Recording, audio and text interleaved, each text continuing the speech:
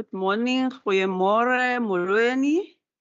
I just want to welcome the department and the minister and everyone here, and including the members, for coming on the standing committee for the Department of Mobility. Before we start, I just want to introduce myself and also the team, the standing committee. I'm Noma French Mbombo, the chair of the standing committee. With me on this table, being assisted by the procedural officer, Ms. Ahida Adams. And then I'll ask the members of the standing committee to introduce themselves. Thank you.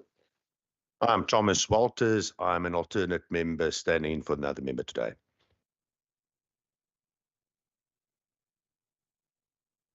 Brian, member of the committee. Benson Menzo, a member of this committee. Thank you. Great Heron, member of the committee. Good morning, Chair. Good morning, MEC. Good morning, colleagues. My name is Noel Constable, a member of this committee. Good morning, Peter Johnson, member of this committee.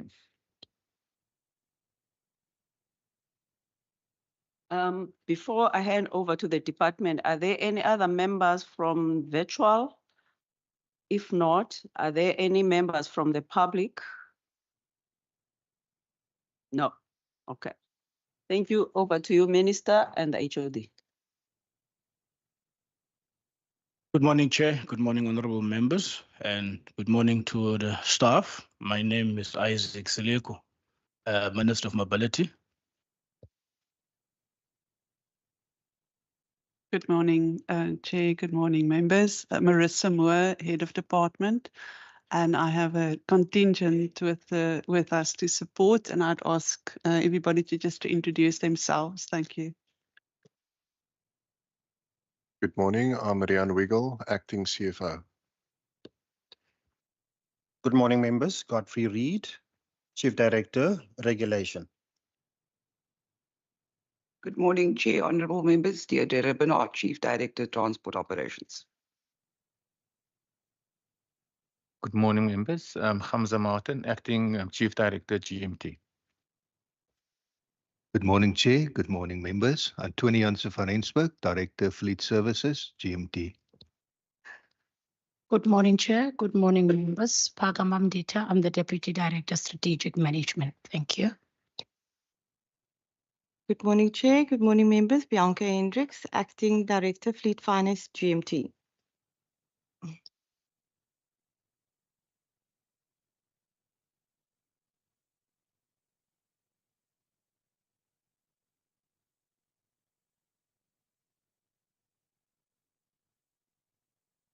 Good morning, Chairperson Fezile Mbambo, Public Transport, Integration and Oversight. Good morning, Chair and members. Christian Kriegler, Deputy Director, Management Support Services, GMT. Good morning, Chair and members. Sheldon Leroux, Deputy Director, Transport Operations. Good morning, Chair, members. Nadeem Hendricks, Acting Director, Land Transport Systems. Morning, Chair. Morning, members. Melvin Arendse, Director, Land Transport Safety Management. Good morning, Chair.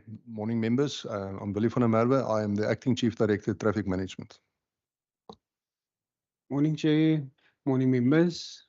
My name is Donald Lekay, and I'm the Director for Traffic Training and Development. Thank you. Good morning, Chair. Good morning, members. I'm Viola Tunjalo, Head of Ministry. Thank you very much. We received one apology from Member Masipa, but a Member Walters is standing in for him. Standing committee members, a reminder that please record your resolutions, requests and recommendations so that you can deliberate those at the end of the meeting. So what we're going to do, we're going to deliberate on the Western Cape Mobility Department's annual report first, and then we do the GMT afterwards. And also for members, just to remember that you are only focusing on sections A, B, and D of the department's annual report. And then therefore I hand over to the Minister and then the HOD. Thank you very much. Chair, I wonder if it is possible that we can start with the GMT program and then release some of the colleagues. Normally the process goes a bit quicker. Members, there's a request from the HOD. There are no objections. Request declined or objected. Let's start with the annual report and get back to you. Sorry, are you serious or are you joking, member? Huh? Oh, sorry, I'm serious, Chair. okay. You are. No, I'm joking. Nothing substantive, but. I suppose these things are recorded. That's why I wanted to make sure. Okay, so the members are fine starting with the GMT. I don't have a problem. Thank you very much. But over to the minister first for the, yeah. Chair, thank you very much for the opportunity to table the first annual report for the Department of Mobility. As we all know that from 2023, April 2023, that was the first time the Department of Mobility stood on itself, lone-standing department, and there has been a lot of work that has been done. I would also like to use this opportunity just to thank and appreciate the officials for the kind of work that they have done in terms of making sure there is the governance structures within the space of mobility and the work that they have done. I'm not going to say a lot because I have been in this position for the last 4 months, but I would want the colleagues to engage in terms of the performance of the department and our entity, GMT, in the last financial year. And I'll give over to the HOD if she has anything to say from my side. Thank you very much for the invite, and I'm looking forward to the engagement. Thank you. Thank you, MEC. Before we start again, Chair, I just want to table 2 erratums to the annual reports, both for the department and GMT.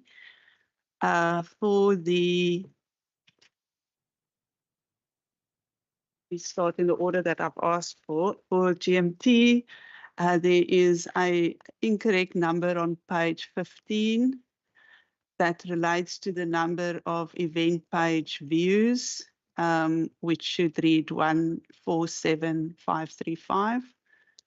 Also, the number of bids received should read 18,353.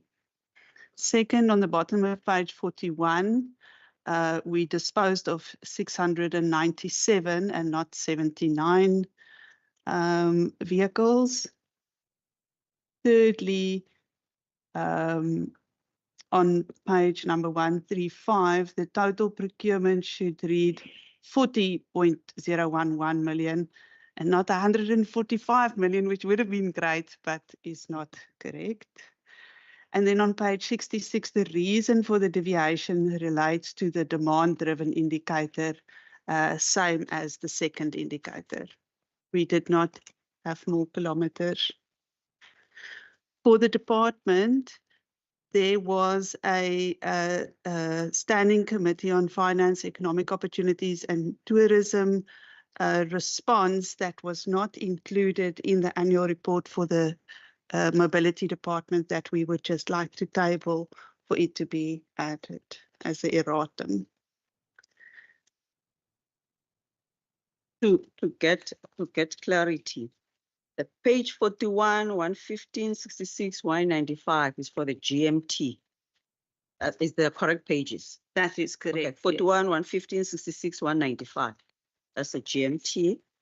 And then the one now that the separate one is the one that is for the main annual report. Okay. Now, since you asked to start with the GMT, but can we start with the forwards, which is in the book, forwards, and then we go to the GMT.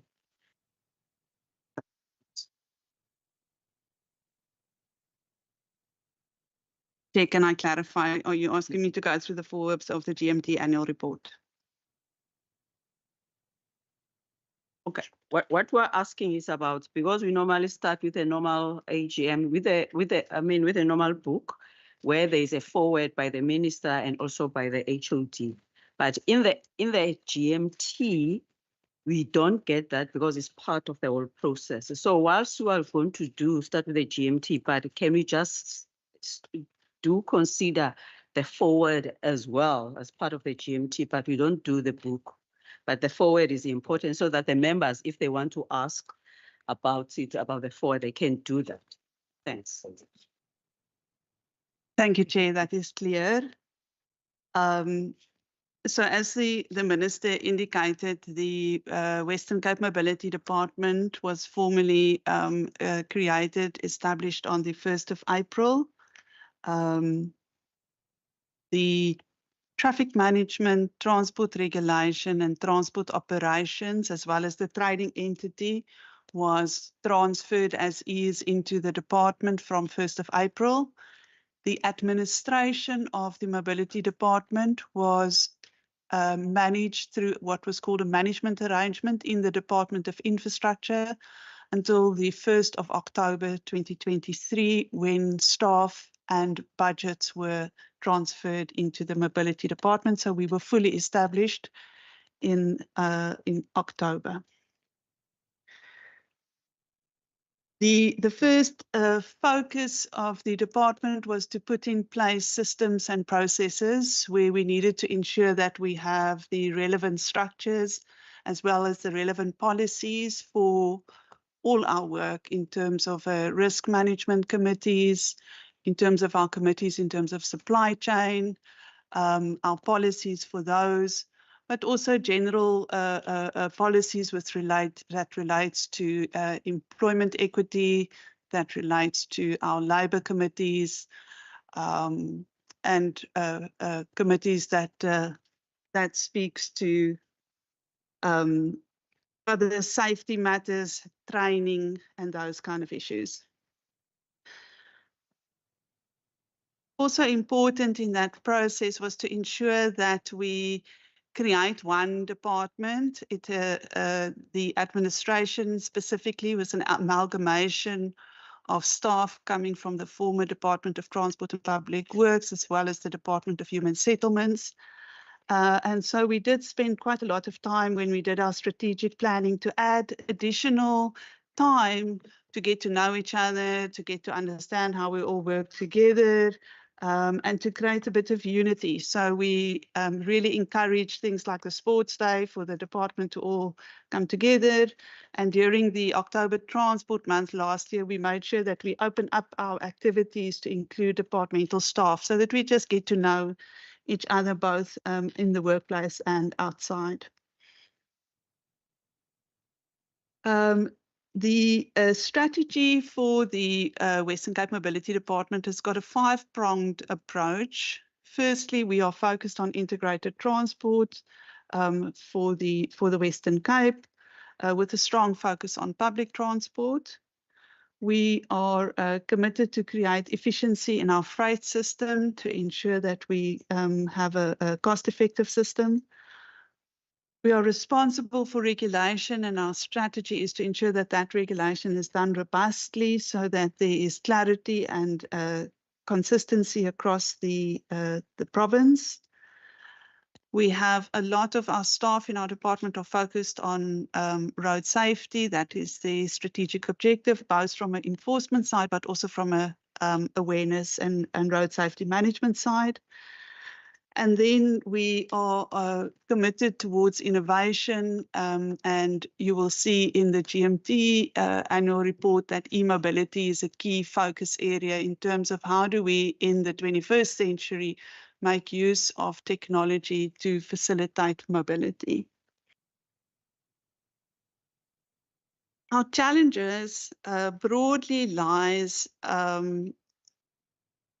in the context in which we provide these services. So firstly, we have a growing population in the province, and it's such an interesting statistic that whilst the provincial population grew by 28% in the recent census, the vehicle population also grew by 28%. So that places pressure on us in terms of providing public transport, but also places pressure on the system in terms of private vehicles, congestion, and being able to deal with that.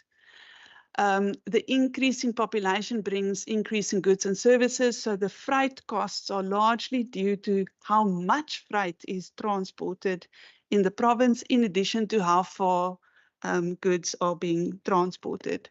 And in all of those areas, we play a regulatory role. So you will see the impact on motor vehicle licenses, where there's increased work going into that space. Also the regulation of vehicles and the regulation of freight movement. And then with the increase of pressure on the roads, and that leads to frustration on the roads, the challenge also comes into road safety, where people become irresponsible because of that frustration, or there is behavior that leads to accidents and fatalities. But as much as growth is a threat to the Western Cape Mobility Department, we want to support it. So for us, it is important that we reduce costs, especially on the freight side, but also definitely on the public transport side, and that we increase access so that people have got access to work opportunities, to social and other community opportunities. And in doing that, we can support growth and can support the economic growth in the province. Just about all our services arise out of a complex intergovernmental context. When we look at public transport, all three spheres of government is active in that space. When we look at freight, we have state-owned enterprises, the national department, as well as the municipalities in that space. Road safety with the RTMC has become all three spheres of government are involved, and regulation as well. We have national looking after our tourism regulation. We're looking after the operating license, and the cities playing a key role in planning for all of that, for freight as well as public transport. So it is obvious that in such a complex space, there's policy contestation and some policy inertia, where for a long time there have been indications of where we want to go, but that has not been translated into operational changes.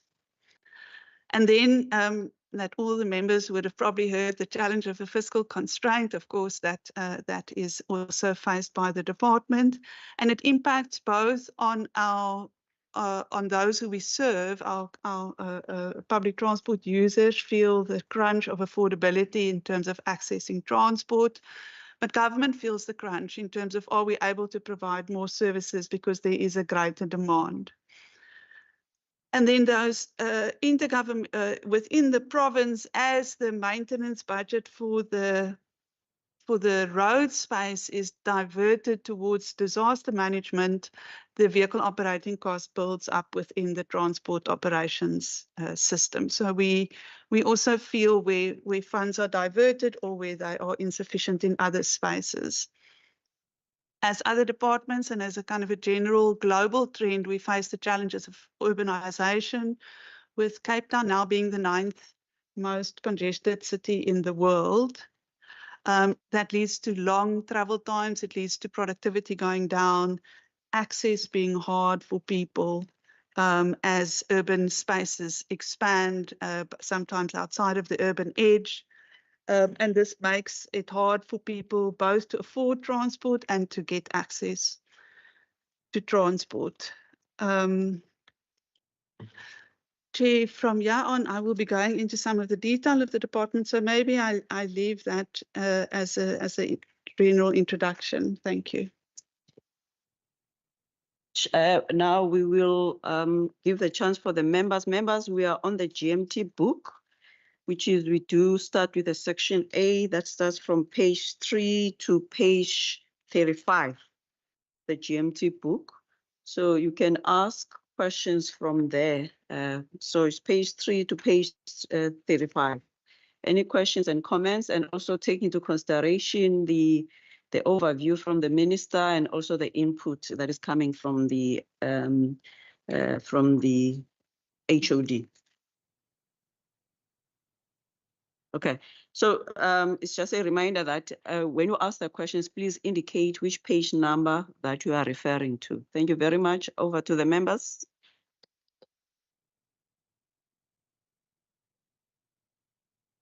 Normally, I think probably HOD also just probably to acknowledge, even from my side, the mind will have prepared me to start with the normal book. So by the time you go to the GMT, you will have covered some of.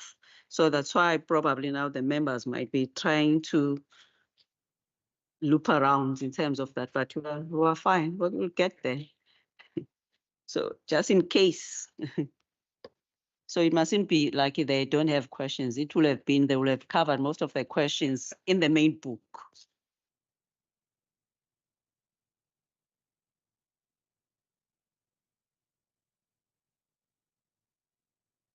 It's page 3 to page 35.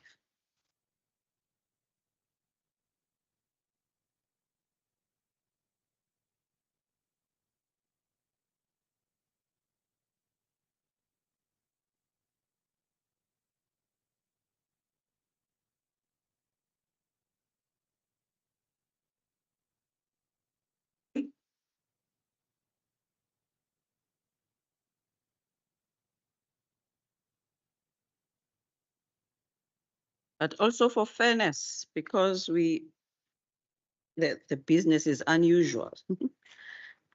Probably also even if need be to cover part B as well, because the business is unusual. So if members also have got questions in the part B is from page 39 to 71.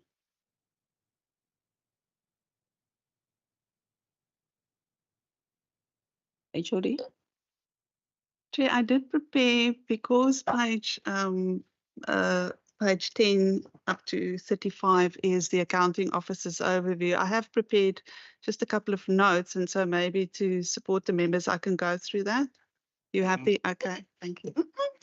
We have done it as part of the APP for the 24-25. Now on the 23-24 on the report is the members who needs to ask the department, and then you use those notes for the response. So if the members, they don't have questions, it's fine.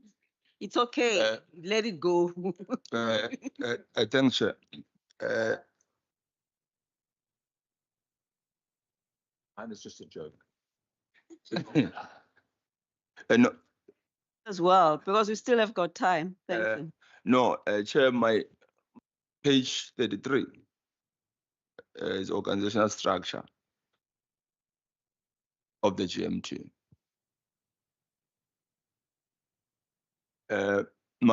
My question relate to the whole notion of the broad transformation agenda, right? Is the department and the entity not concerned about the outlook of the structure in respect to equity? And what are the plans?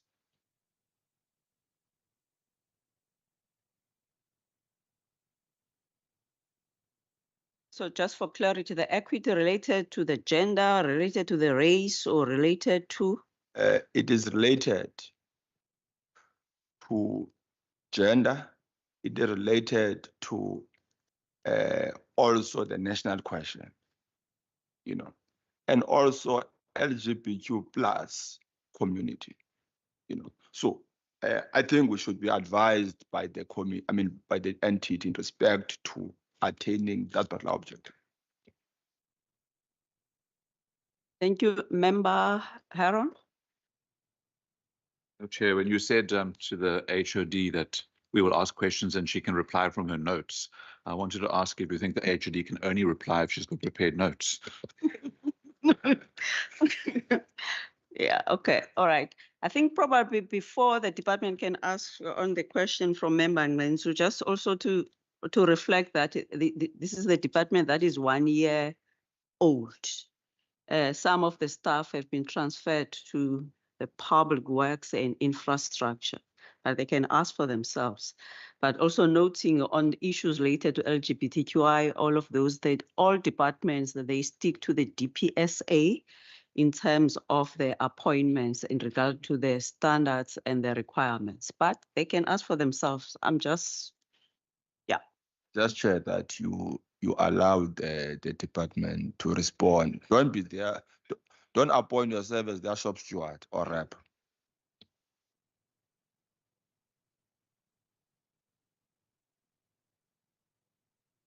Thanks very much, Chair. One of the things I've noted is the increased prioritization of operations to combat drunk driving, alcohol use by motor vehicle drivers.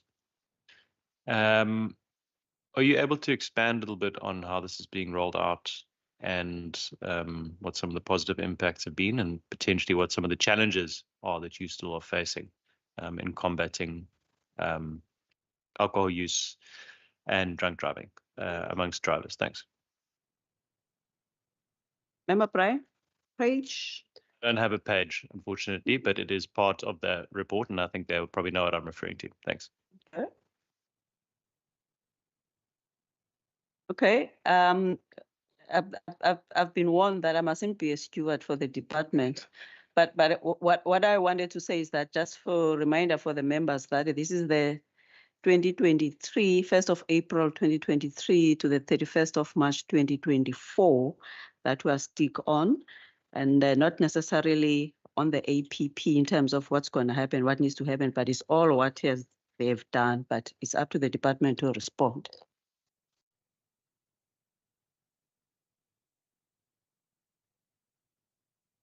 Member Constable? Thank you, Chair. Chairperson, I'm on the electronic version, page 8. If we can just get an explanation with regarding to the cost comparison. There's a GMT versus private hire companies, page 8 on the electronic version. There's a graph. Richard, is 11 on the printed version. Yes. If we can just get, I can just get an explanation with regards to the cost comparison and how it assists the department on the daily operations. Thank you, Chair.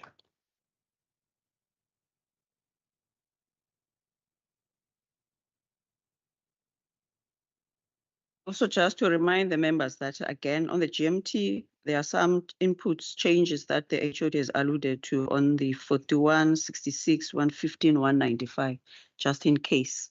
Thank you very much. Are there any other further questions from the members? If not, and then allow the department to respond. Taking note that now we're doing both the section A and the section B of the GMT book. Thank you.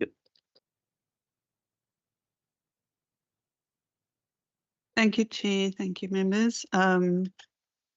To start with the equity question, the department has put in place an employment equity committee where all recommendations for appointments must be reviewed to see if we are able to change our demographics.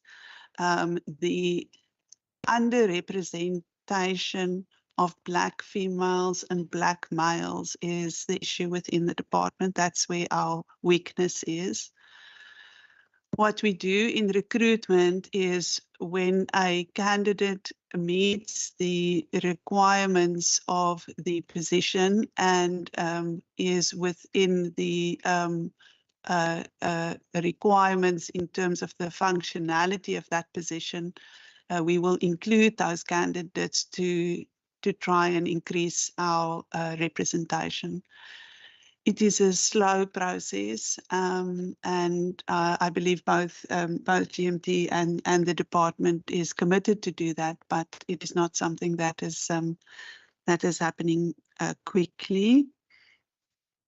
Our equity on women looks slightly better, especially in top management level, but at lower levels, we need to work as well on getting women. And I think what we've done, especially for the traffic officers, is when we have gone out to do recruitment for youth, we have specifically targeted women and indicating that this is a is a field where they can also succeed. We have some amazing senior managers in traffic management, and we have used their personal stories of how they have found their way up the ladder in traffic management. We do not consider sexual orientation in recruitment processes. The drunken driving information lies in the actual annual report of the mobility department in terms of performance. And if the members want to have a look at that, it is on page 58 in the physical annual report. And you will see the department has exceeded its planned targets by quite significantly. We wanted to do 3,937 operations, but we exceeded those, and we had done 4,275. And this is largely because it is a priority for all law enforcement to deal with alcohol and related issues. So SAPS would prioritize it, local government would prioritize it. And what we also found when we did research for our non-motorized, for pedestrian safety, it is one of the key reasons why we have pedestrian fatalities. So that just creates a lot of emphasis, and we become part of integrated operations, and that pushes that number up. I know the committee chairperson at our previous meeting asked for how does that translate then into actual convictions, and we are going to work on trying to get the data link up so that we can start seeing a bigger trend. And then on the, I don't know if Vilja, you're fine. Okay. And then in terms of the GMT cost comparison, they use a kind of a basket approach. I might ask Rian and them to explain better. So there's two parts. One, if you just look at the actual cost, GMT costs comes at a better rate than if you would go to Avis or wherever, Eurocard. But I think also important is at the end of that page and going on to the next page that we provide a lot of additional services that you would not get if you would go to a private fleet management company, where we support fuel management, we support the transport officers, we help when there are disciplinary matters. GMT will provide information on dealing with if there's fraud. So that kind of broader package is part of that value. So there's a price value, but there's also a service value that brings companies, and including other government officers and departments, to us. Anything else? Maybe Rian just wants to add to that. Thank you, Chairperson, through you.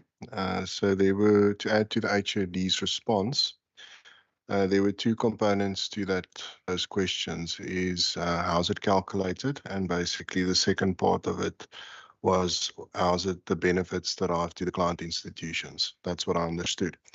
So how do we get the 5 different categories listed in numbered page 11? So basically the Polo, Vivo, Toyota Quest. These are the most, this is the groupings of vehicles which is the most populous in the fleet. So this 5 types of vehicles represents 86% of the GMT fleet. So in other words, 5,814 vehicles at the end of March. So what we've done to derive the blue chart for the private rental is included, as the HOD has mentioned, the benefits and the additional value added services that's included in the GMT tariffs to make it a like-for-like comparison. And that's the list at the bottom of page 11 going over to page 12. And when we do that, we actually get to the component of super cover when you take private rental.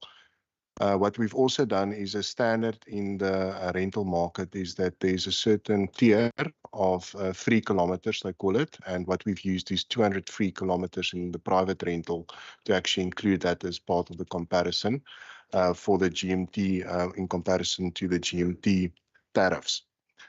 Chairperson, the matter about how these benefits transferred to the client institutions, there's various means, and that's why page 11 to 13 must be read in one component. So on figure number 4, on numbered page 13, you would see what the tariffs would have been for 100 Rand in if we take 2016-17 as a starting point compared to the actual tariff. So basically that's a cost saving of 23 Rand and 36 cents if we take 100 Rand as a benchmark. What we've also done is develop regional pool in George. So what the clients do, they've got the option to lease vehicles on a short-term rental and then return it if they don't require that vehicle anymore. So basically the vehicles are not permanently allocated to client institutions. So it's the short-term rental pool. We've also aligned the general hire tariffs to the permanently allocated tariffs. So irrespective of how the vehicle is allocated, the clients would pay the same tariff. What we also do is to fluctuate the fuel component included in the kilometer tariffs on a monthly basis. So basically, as we've seen recently, that when the fuel prices decrease, those are actually reflected in the kilometer tariff, and those kilometer tariffs gradually reduce over time. And then what we do is we perform this on a regular basis, the cost comparisons. We do this quarterly. So the one that you're seeing on numbered page 11 is the one that was done on the 31st of March. So that gives us a clear indication of our tariffs compared to private companies. And what we've seen is that that trend has been consistently lower over an extended period of time, as the 7 years indicated in figure number 4. Just the last point is we need to remember that reducing or keeping tariffs lower than MTEF or the market comparatives actually has the compound effect. So if we increasing tariffs 5% by 5%, it's not a 10% increase over 2 years. It's actually a 10.25% increase over 2 years. And that's what we've seen. The converse can be said is if we're reducing it or keeping it below the MTEF or the inflationary tiers, then it basically means that that compound effect is also transferred to the client institutions. Thank you. Thank you, Rian. So just to very specifically bring that to the impact on the mobility department, because our traffic management has got such a large fleet component, I would say more than 20% of that program's money is spent on GMT vehicles. It has a very big impact on us if GMT is able to keep their tariffs low. Thank you. Thank you. There was a follow-up question from Member Nansu. Yes, follow up on 2 issues. The first one, I'm not sure whether I heard you correctly when you're saying when you hire people, don't consider sexual orientation. Were you saying that? That's the first thing.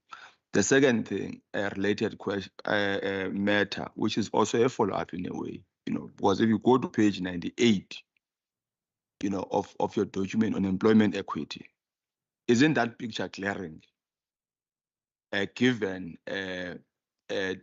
what the outlook of the population of the Western Cape, for instance, at the senior level, look at the senior level, 3.5.1.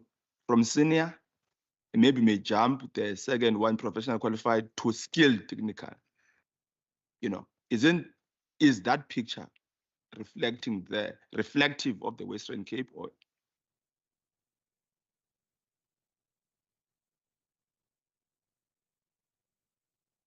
No, that is the point for the department. Is when I say we are underrepresented, our composition does not reflect the composition of the Western Cape province. Our composition is skewed towards males and towards colored people, and it is underrepresented of Black women and Black men. So we are not represented, and that is why we are, through the process in the recruitment and the equity committee, constantly asking how can we change that. In every appointment, we need to motivate why we are not able to change that dynamic, that representation. And then with regards to the first question, there is no recruitment information provided on people's sexual orientation. So it is never considered as part of the process. I'll come back to Minister. Probably, maybe HOD. You can also maybe just to answer in terms of, which is I did indicated at the beginning that the department is 1 year old, and some of the staff have been transferred or are coming from the public works, old public works. What percentage of the staff that form part of this, and also whether you have done any ODI in related to the staffing needs, which is probably the question about in terms of how we'll be able to do the equity, which is currently it's part of the law.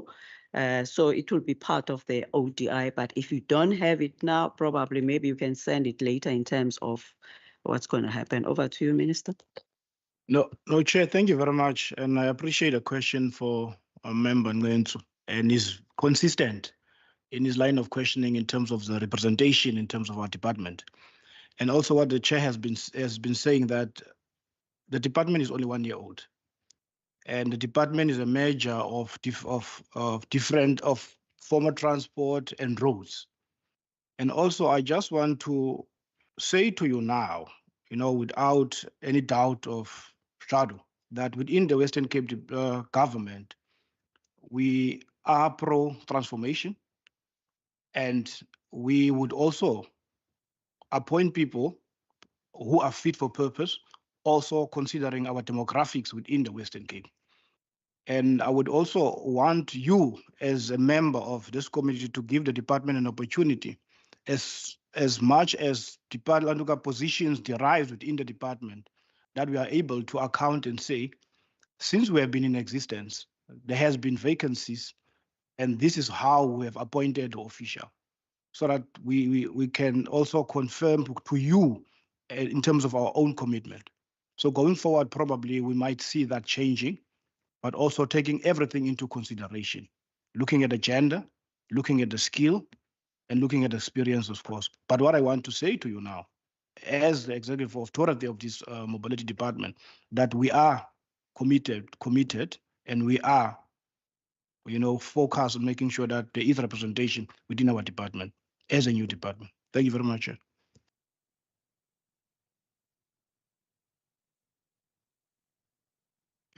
To the members, because Member Ngansu has touched on the section D on human resource, I think probably we may just have to do it, because section D is also 97 to 125.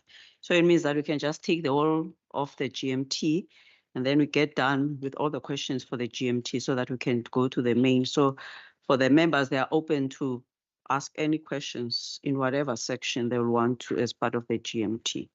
Thank you. Member Constable. Follow up. Okay. Thank you, Chair. I don't know what section I'm on because I'm on the electronic system, but just a question, it might tie into what member was asking with regards to the employee, but I want to take us to the page 23 on the electronic system with regards to the variances and the expenditure on employee cost. The reason for your underspending, you say underspending due to the filling of vacancies being slower than planned, with unforeseen resignations and transfers out of GMT. So my question really is, do we know the specific post? Is it critical post in the GMT that is not filled? And how do we plan and how much time must this committee give you as a department to make sure that you fill those positions? Thank you, Chair. Thank you very much. MEC and HOD, I can see that you are safe on the hands of Professor Bombo. But I want to argue that reconfiguration or changes should not be used as a convenient excuse not to expedite this process of harmonization. Now, okay, let's say I accept, but in your response, nowhere where you demonstrated the existence of the plan, right, and also its timelines. Because I don't want us to meet here next year, right, where we talk about the same issue and again, you use a changes or reconfiguration of department as a convenient excuse. And therefore, your plans ought to go with the whole notion of addressing or attending to the transformation agenda in respect to issues of equity in this instance. So I don't see that. When are you intending to finalize what I may describe as harmonization process in this instance, given the reconfiguration of departments? Because I don't accept it, because next year when we meet here again, I don't want us to get into this particular question. Chair, I do think that we mustn't just on one aspect of a point of criticism that we shouldn't spend an inordinate amount of time on it. I think the points were made. I think the two key points here to me is, and this is really my question, and I just need a brief answer. Are you legally compliant? And is there goodwill and a positive attitude towards enhancing diversity? And I also don't think we must project our own interpretation of that in terms of what the department is doing. It's actually two very simple questions. Do we embrace diversity in its full context? And are we legally compliant? Those are the two questions I have on that particular matter, Chair. Then I also have, and this is more for my own curiosity because I'm in my first meeting here and I'm an alternate. But just in terms of, I was looking at, and Chair, I saw that you allowed us to move to the old report here. With electric vehicles and alternative fuel vehicles, it sounds like you're trying to facilitate a new industry. I would love to hear more about that.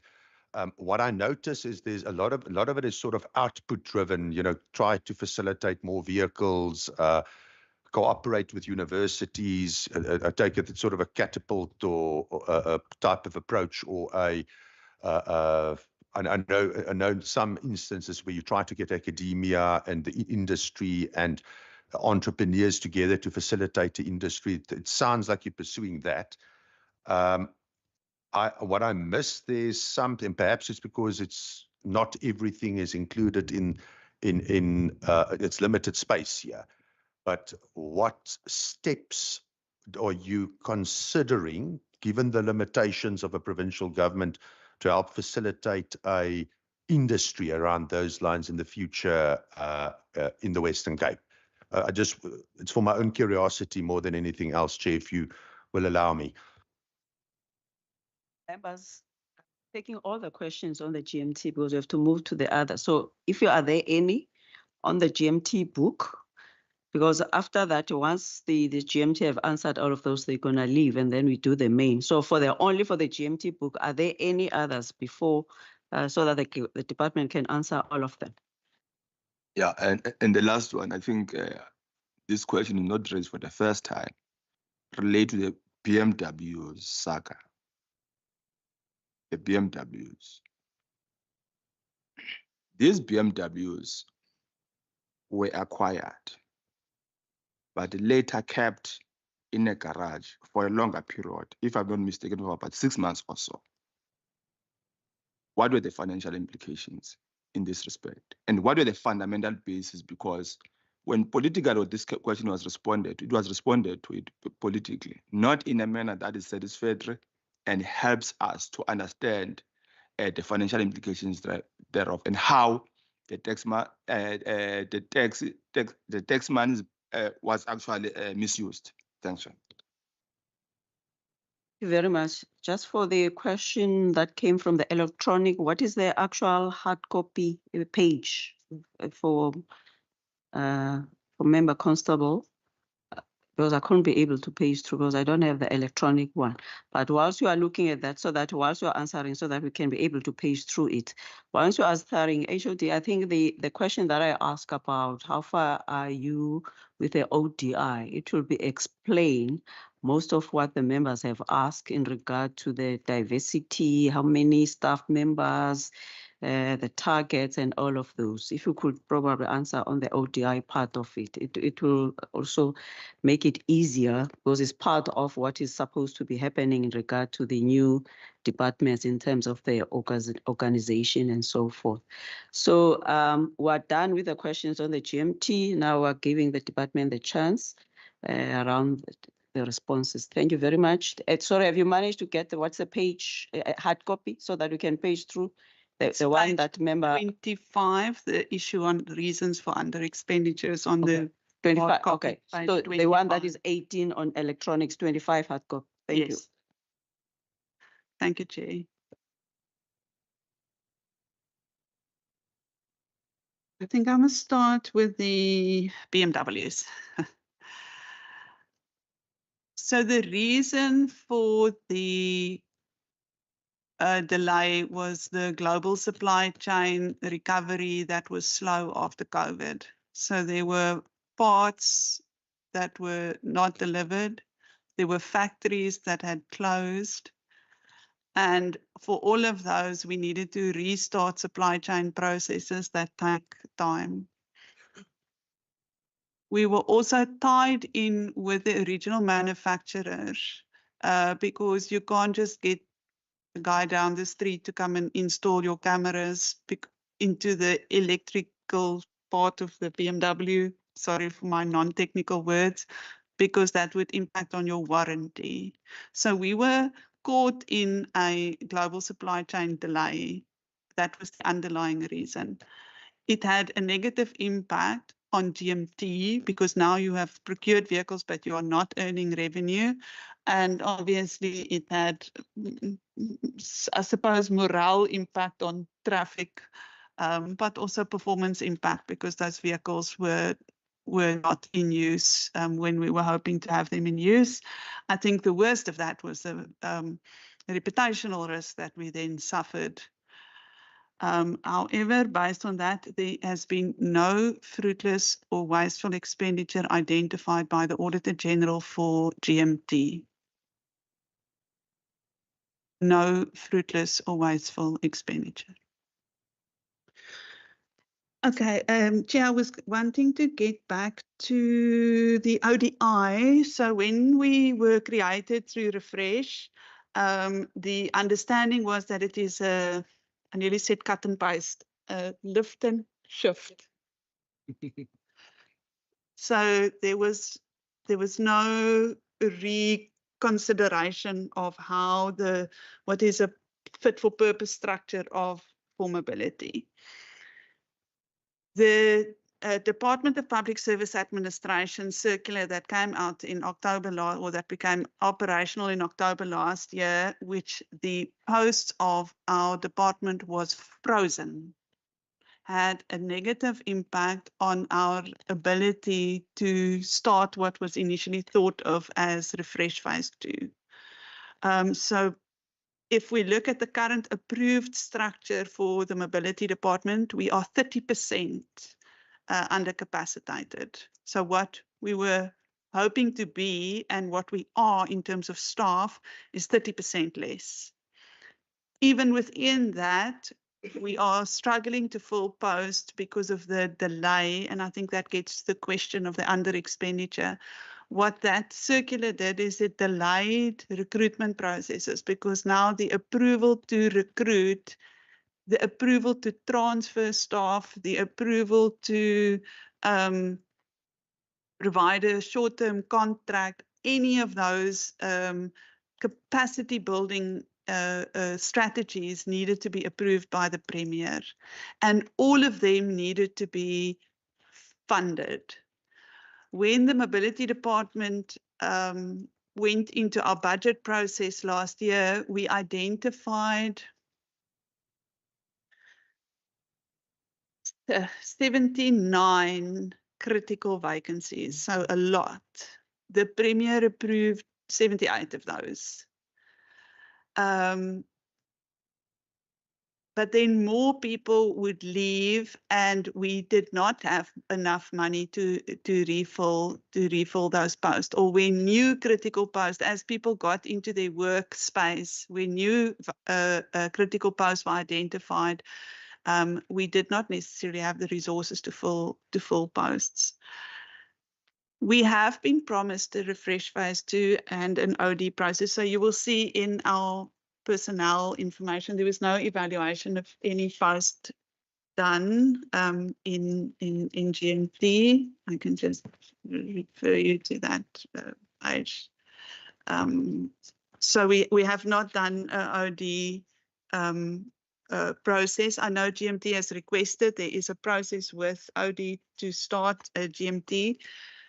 So maybe just for initially, we thought GMT doesn't need to go through the DPSA circular process because the posts are self-funded, not funded from the provincial fiscus. But the understanding from the DG was that because those costs feed through into the budgets of the different departments, they did want to contain any expenditure. So so at this stage, we have not done an OD process, and you'll see on the job evaluations on page 103 shows that we have not evaluated any posts. We have started the process with OD, but it has not happened. Okay, so I think that answers the question of how long is it going to take to fill these posts at this stage. With GMT, what we've done, because it is self-funded, we just separated. We said, can the Premier approve these posts so they can get on with it? And the department has, my office has put in a process to say that if there's any post approved for recruitment, I want a monthly reporting on, have you started the recruitment process, so that we don't lag because of our own delay. And that has been very successful, and most if not all, I know in the department, and I'm sure GMT, I know is getting there because they just had their 4th round approved. We will need to revisit our budget and revisit the assumptions we made for the budget and see if we can fund more posts in the department. So, but that's another post. Are we legally compliant? It's an interesting question, actually.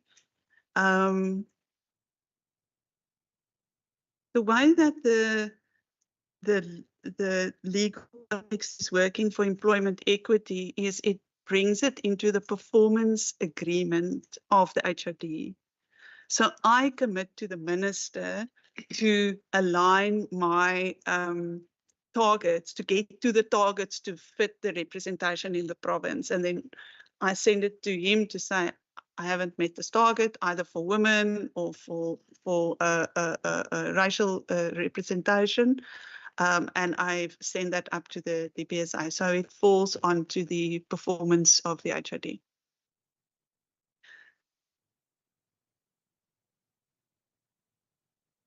Electric vehicles. I'm going to also ask maybe Christian to respond. So there's 2 parts of what we're trying to do. We buy 6,500 vehicles, more or less, in GMT. Antoine will probably help me. So it is as if we are well placed to be a leader in this space. And the first part of the strategy was to get people, and you will know that we were also in load shedding at that time. So to get people over this, what did you call it? Range anxiety. So that you know that it's going to be fine. You're going to get to where you want to go. So we bought 5 electric vehicles and made it available to the province so that people use them and get used to that. They don't need to be worried. But the strategy also looked at how does GMT expand its vehicle fleet and what is the infrastructure needs necessary to support electric vehicles. I think in that first round, what we saw is that maybe to start with a hybrid vehicle approach rather than a full electric is better for our infrastructure and is more cost effective as a kind of systemic approach to this matter. So GMT is now buying hybrids to bring them into the system and has started some of the work with the municipalities, also, with the universities also includes hydrogen vehicles, which can, I mean, green hydrogen is a strategy also of DDAD. So you'll see how these things start to fill in. Antoni, is there something you'd like to add on that question on the electric vehicle strategy and the new energy strategy, new energy vehicle strategy? Thank you, HOD. You covered it quite well. Just maybe to add, obviously, new energy vehicles is the future for fleet from a government side, and there's quite a lot of attention on that. And maybe just to highlight that NAMSA represents the Automotive Bargaining Council, the OEMs of South Africa. They actually having the centenary year, meaning the first vehicle was produced in 1924 in South Africa. So they hosting the NAMSA SA Auto Week in Cape Town at the CTICC. So there's a lot of activity in terms of new energy vehicles. And as HOD explained, GMT started off with electric vehicle strategy, but with the changing landscape, we are currently reviewing that to a new energy vehicle landscape. So as electric vehicles are coming into the market, it's still quite expensive. As mentioned, range anxiety do concern certain people. So there's a softer approach to new energy vehicles, and that is to introduce hybrid vehicles, because you still have the components of internal combustion engine vehicle with a battery electric segment to it. Then as you progress next to that, you'll get the plug-in hybrid vehicle until you get to the full electric vehicle. And then obviously hydrogen vehicles is also on the scene. And at the NAMSA Expo, they're actually showcasing the Toyota Maria that is actually a hybrid vehicle as well as a BMW hydrogen vehicle. So hydrogen obviously on the scene. It is changing and we're monitoring as it progresses. Thank you. Thank you, Chair. You members, we have exhausted the GMT. I think we can now allow the staff. Sorry, Chair. Sorry? Yeah. The HOD could not take this committee to confidence in respect to the finalization of addressing the reconfiguration of the department, which led to one department mobility, so that next year we're not found in this, where we are told that no, the department is just 2 years. So is there a project plan? That question was not answered. I don't want to be again to be accused that I'm coming to you, speak on behalf of the department. I think what I heard from the HOD, because when I asked the HOD just to talk us through the ODI, has confirmed that it hasn't been finalized, and initially there was no need, they didn't see any need to do it, because at the time, the department was not necessarily going to follow the DPSA, but because it was going to be self-funded. Now, on reflection, they are working on it, which will consider all what you are asking. So that's what I heard. I'm not sure, but it's up to you. I don't know if there are colleagues from the people management online that can maybe give some deadlines for the OD processes. From the department side, the challenge is funding. So if you cannot grow the department, which would allow you to change the way you look, you are dependent on natural attrition and the recruitment process following certain logic. And that is not something that is easily set as a target. As I indicated earlier, every year the HRD puts the flag down to say we will get to representation, and we are not there. So I can maybe ask OD Chair to give us some indication of their program for the department to help us review our structure, and to that would also allow some space for transformation. Thank you.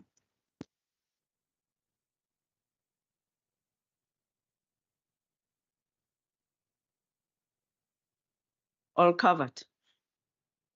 Yeah, thank you very much. From the GMT, we don't have to take a break, but we can allow them to leave, maybe just to stretch for 5 minutes, and then we go to the main book. Thank you very much.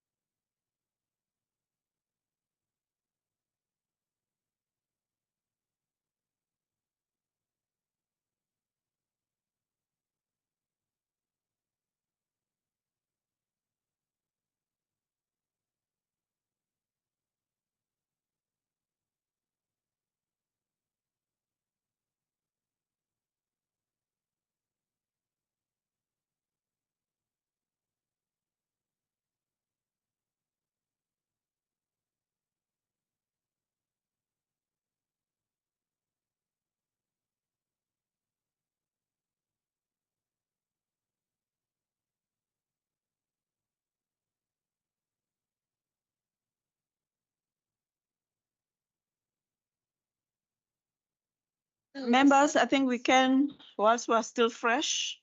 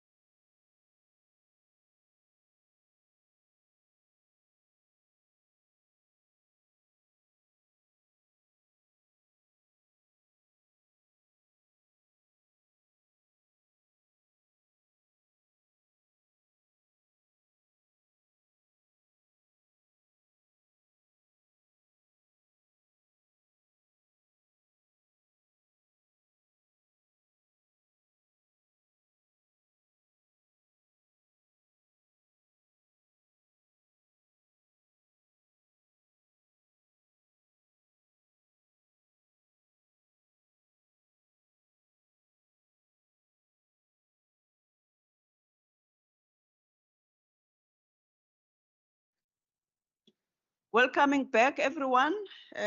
We are now going to do with the main annual report 23-24. We'll be asking the minister if any forward, and then followed by the HOD. I'm not sure whether are there any members of the public that are here. If not, we have already are there to introduce themselves. No, yeah, the members of the public who are participating, if they have to introduce themselves first. The committee members, they've already introduced themselves and the departments already introduced themselves, but at this time when we started, there were no members from the public. If there are any members from the public, they can introduce themselves. If not, we will hand over for the to the HOD for opening remarks, and then to the HOD for the opening remarks. And then we're back to the members in terms of how we'll be able to tackle the annual report. Thank you very much. Over to you, Minister. Chair, thank you very much. We are with the main book. I think the members were waiting for the main book. But Chair, today is day number 17 in terms of our Mobility Month, which is known as Transport Month. And the more we have been traveling to our most rural areas in terms of the kind of work that the department has been doing, one has come to realize the importance of mobility within the space of the economy, because everything that we do has to do with mobility. If one wants to go to the bathroom, you have to use mobility. If you want to go and fetch your medication, you will also have to use mobility. And also, one is also cognizant what has happened last Friday when a truck stopped the movement of cars out of the CBD. You know, traffic was just on standstill. And also when one looks at the kind of work also that is done in terms of the distribution of bicycles, and one has to commend the department for that particular program, making sure that the most vulnerable within our province who have miles and kilos to work, to walk, to go to school. At least the department is saying, we as a department is actually, together with our service providers, we are willing to meet you halfway and make sure that we bring relief. And I have been going to some of the rural schools, one in the West Coast and just yesterday in Merville.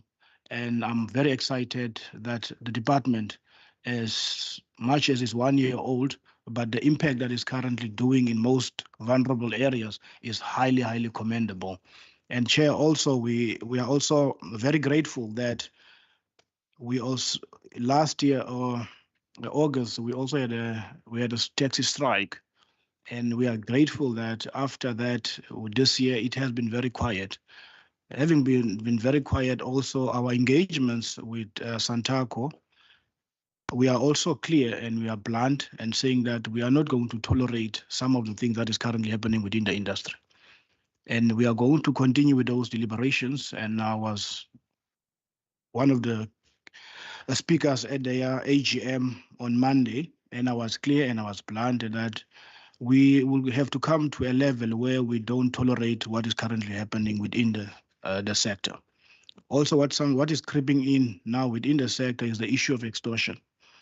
And my plight and my plea to Santaco was also to say we need to condemn these elements, because as much as one would want to do good and try to change the perception within the industry, these elements or the extortions is not assisting us. So, Chair, we are confident, and we are also cognizant of the fact that it's not an easy ride.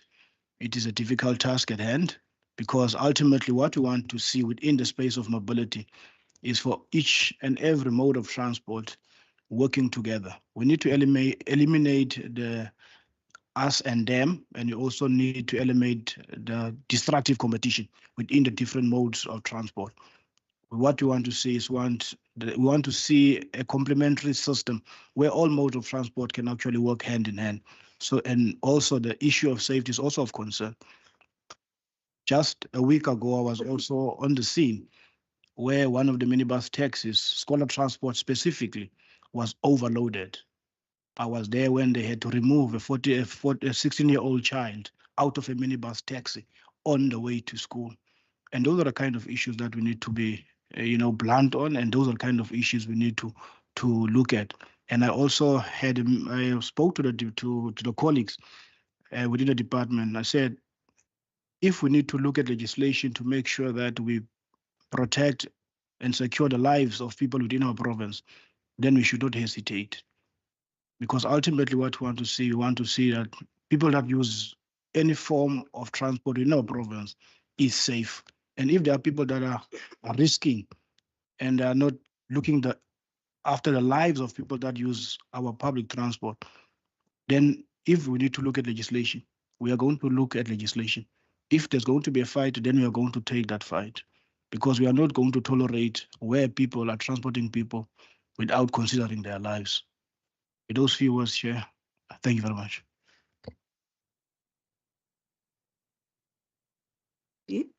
Thank you. Thank you, Chair. I have given the broader context. I just wanted to raise some matters in terms of the overview. When we started off, we said affordability is a big issue, and with our unemployment crisis in the country, the department initiated the job seeker travel voucher in February to help unemployed youth or unemployed people in general to be able to access bus services for free. We pay for the little card, the bus gold card, and they get 12 trips to help them to go to interviews and search for a job. The minister has referred to the stay away in August last year. The department had intensive engagements with Santaku and the Santaku regions on that matter. And I think the spirit of those engagements is, how do we unlock the potential of that industry to so that we're not fighting for a piece of the pie, but we actually grow the cake. But of course, the violence is an ongoing matter. The minister has referred to extortion, and we find illegals in areas that then result in violence. So our registrar has been very active this year to try and prevent violence, to engage, to mediate where there are conflict. And we are very active with our partners in the SAPS and the NPA and the City of Cape Town to work together to reduce conflict. Obviously, some of the underlying reasons relating to that stay away was on the table and was addressed by the department with a change of the operating license conditions in November last year. And also the development that Ms. Ribbenard can speak to of a program that supports the industry in improving both their business operations, but also improving the operations of ranks and allowing for greater efficiency in those. So we are currently finalizing the Shayla Smart program, and that does look at tracking public transport vehicles and training of drivers and registration of drivers.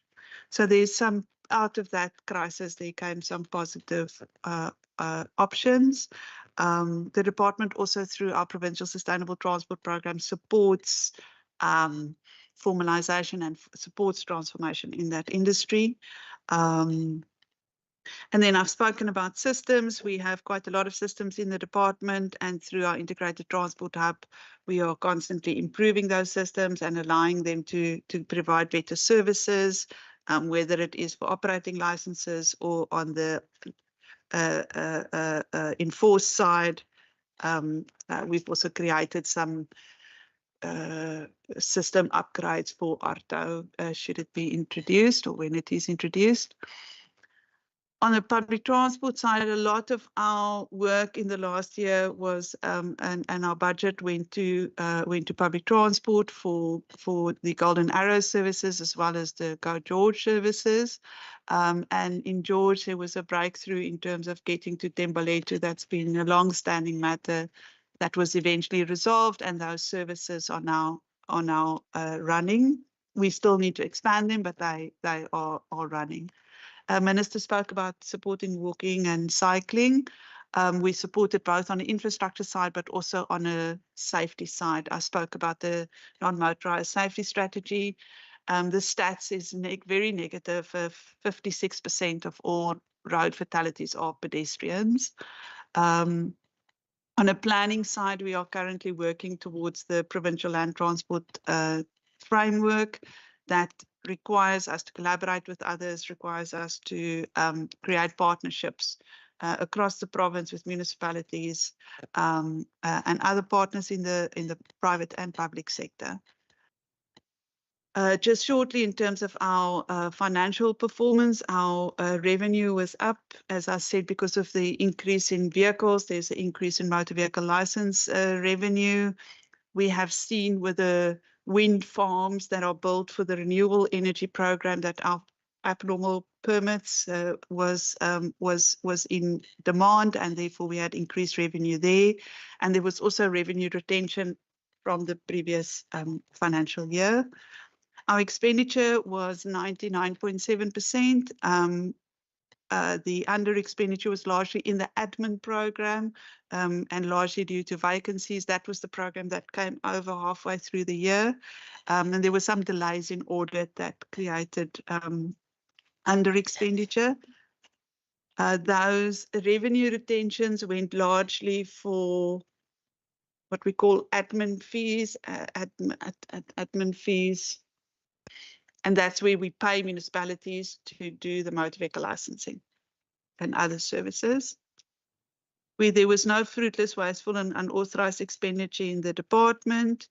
We have highlighted some of our key areas that relates to our strategy, as I spoke about earlier: public transport, freight, safety, regulation, and innovation. There were some matters after reporting that we highlight there relating to a VAT issue. And then on our performance information, there was some underperformance that relates to a technicality on the routes for cabs. We spoke already about the increased speed operations, increased alcohol operations, and increased integrated operations. Where we underperformed was on our school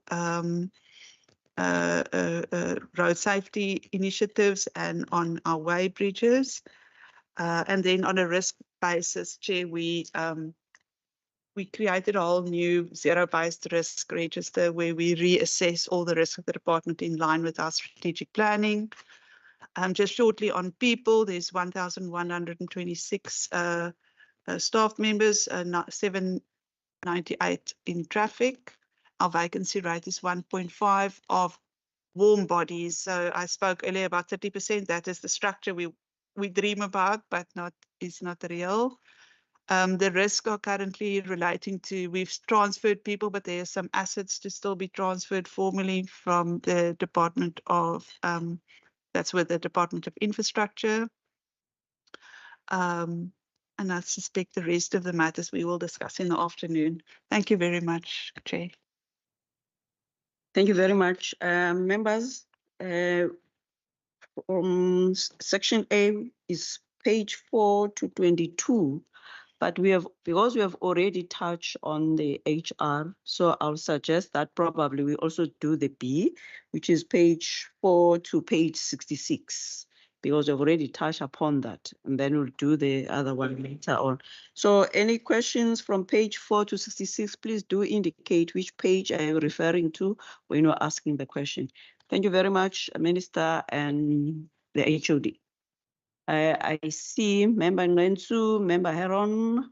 Any questions from the members? Not as yet. Covered. Two. Okay, thank you. Thank you very much, Chair. once again, I think I should have made this point of welcoming the MEC, and his executive here. I must make this point, Chair, that I think as an individual and collective as this committee, we sought to use this platform to deepen democracy in the interest of our people, and also resist any temptation to turn the committee into your shadow. And for that to happen, we ought to use what I can term as a CC approach, complementary and confrontational approach, as part of deepening democracy. Now, I think I must also seek to dispel what I characterize as wittingly or unwittingly use of a misleading statement to suggest that the department is 1 year old. Where I stand, the term or the title is 1 year old mobility. The function has been there, that of transport, of which, for me, that's the core. What is new is mobility. That is how the department is now called. The function has been there. Now, page 6, Chair, paragraph 6 and 7 of the MEC's overview or forward statement. You make a statement that you committed to halve the number of road fatalities, right? I'm not going to go to town about it. In the interest of this committee and the broader public, what are those plans, right, to halve fatalities, particularly pedestrians, and the target areas? Because a broad statement is not going to help. That's the first part. And the second question, we talk about, and I like it, this initiative, and I think must commend it, job seekers travel voucher. Now, program. How many beneficiaries of this travel voucher initiative, right? And where are they concentrated, and how many people have found jobs as a result of this excellent initiative? Which are the transport sectors are involved? Okay, by the way, somewhere we are told that is gaps. This is important to make a follow-up check. To what extent is this program, Chair, impactful, right? and also, how many of those who benefited have actually have found jobs, or what is this impact? Broadly, you respond to that one. And how is this accessible, this voucher? And paragraph 6,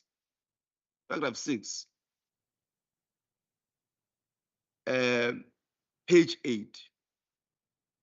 Given the concern which you raised, how many driver testing and vehicle testing stations or sites in the province?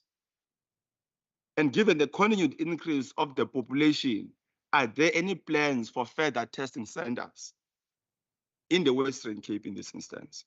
Where are they concentrated, right? What is the capacity? Any future plans for them? Paragraph 6, page 8. Also, given the concerns raised regarding traffic congestion, long travel times, etc., have you perhaps identified the periods where these often take place?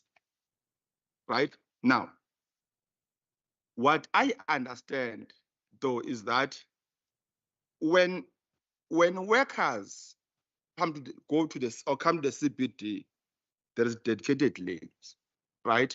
But when they go back home, there is not dedicated lane, unless you live in the suburbs of this site. Now, are there any plans perhaps to mitigate this, not only when workers go and sell their labor, but also when they go back home, because workers are supposed to attend to parent evenings and many other activities post-work. Paragraph 7, same page. You describe the taxi industry as value transport of people, and a key contributor of our economy. However, you express a concern about what you describe as endemic violence and well-founded perceptions. And in fact, even now, you gave us an update in respect to the whole notion of what extortions, etc. Now, here, it's not enough to describe, as my colleague Walters would know, that Marx and Engels made this point to say philosophers have only philosophers have interpreted the word in various ways, but the point, however, is how to change it. What is the plan in this instance to respond to the concerns you have identified in the tax industry? Page 9, Chair. Page 9, paragraph 1.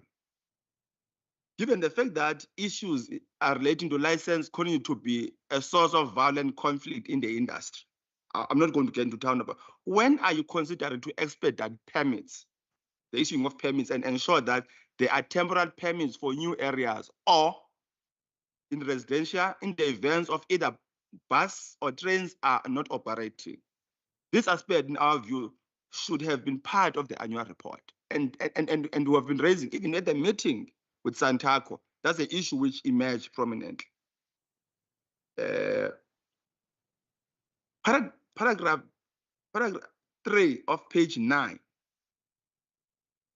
you know, where you talk about also the impact of the environment, you know, what is the strategy to mitigate the environmental impact? In this annual report, there is no talk about former Minister Khatebe's idea of encouraging people to, of encouraging lift clubs, right? It was once there, but we don't hear it on your lips to avoid volumes of cars on the road. Paragraph 5, on road fatalities, it is reported that 1,371 fatalities, and 56 of those involved pedestrians. Where is the concentration of these incidents or localities thereof? Or what is the class and race of those involved? And based on pathology reports, what is reported to be the cause of this incident? In the interest, I hope and trust that Chair, you'll allow me to come back with quite a number, but just I end on this one, which is the forward of the MEC as well as the HOD, and I'll come later for some of the issues. Thanks. Thank you, Member Nganchu. I think the next one was Member Harrell. Thank you, Chair. Chair, I'll start with the Provincial Minister's forward on page 6. And let me start with my favorite line, which is, my personal policy priorities for the department are to achieve fundamental transport rights,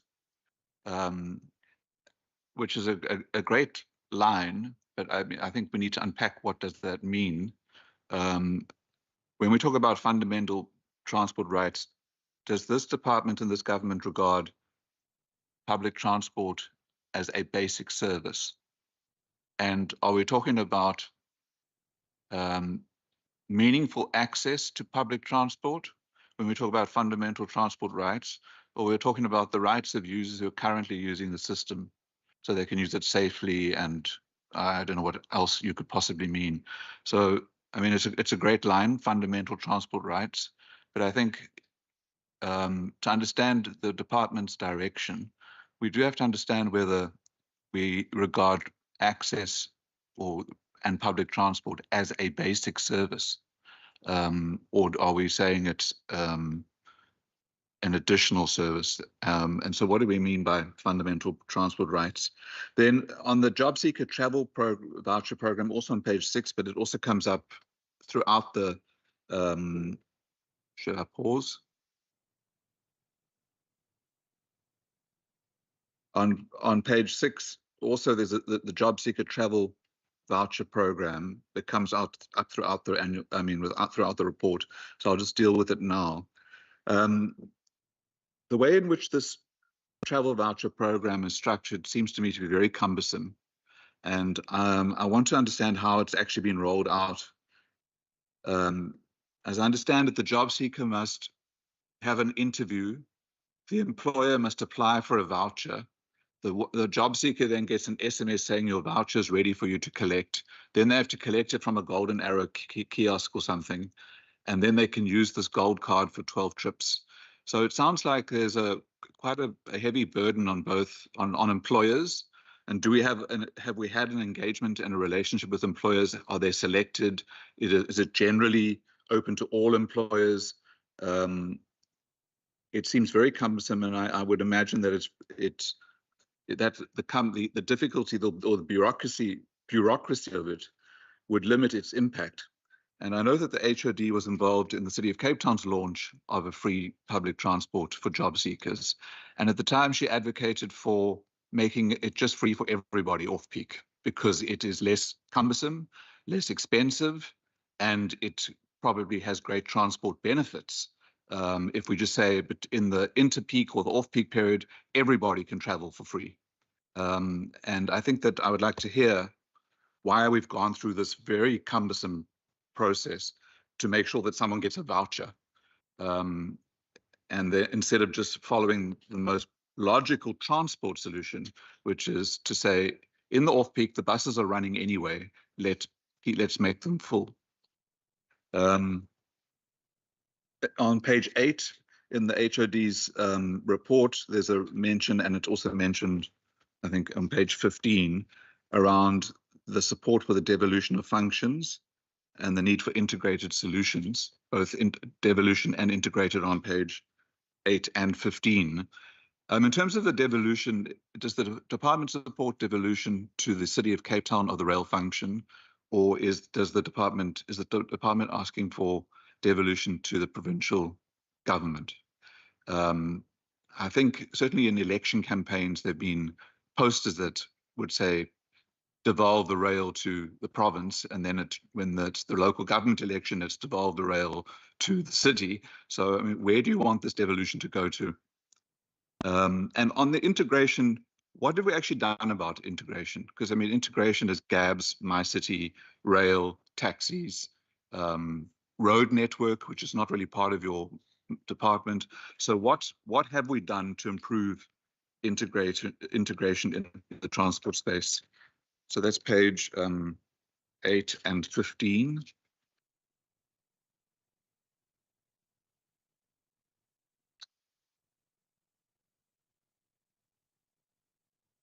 Sorry, I'm on page 28 now.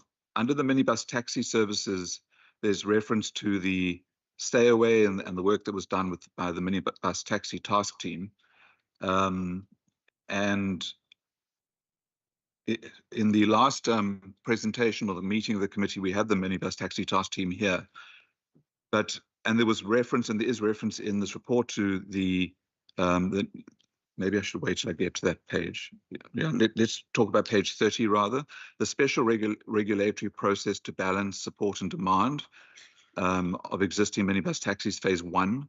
So can you just explain what actually that, in the last meeting it was mentioned, but there was no unpacking of what that special regulatory process is.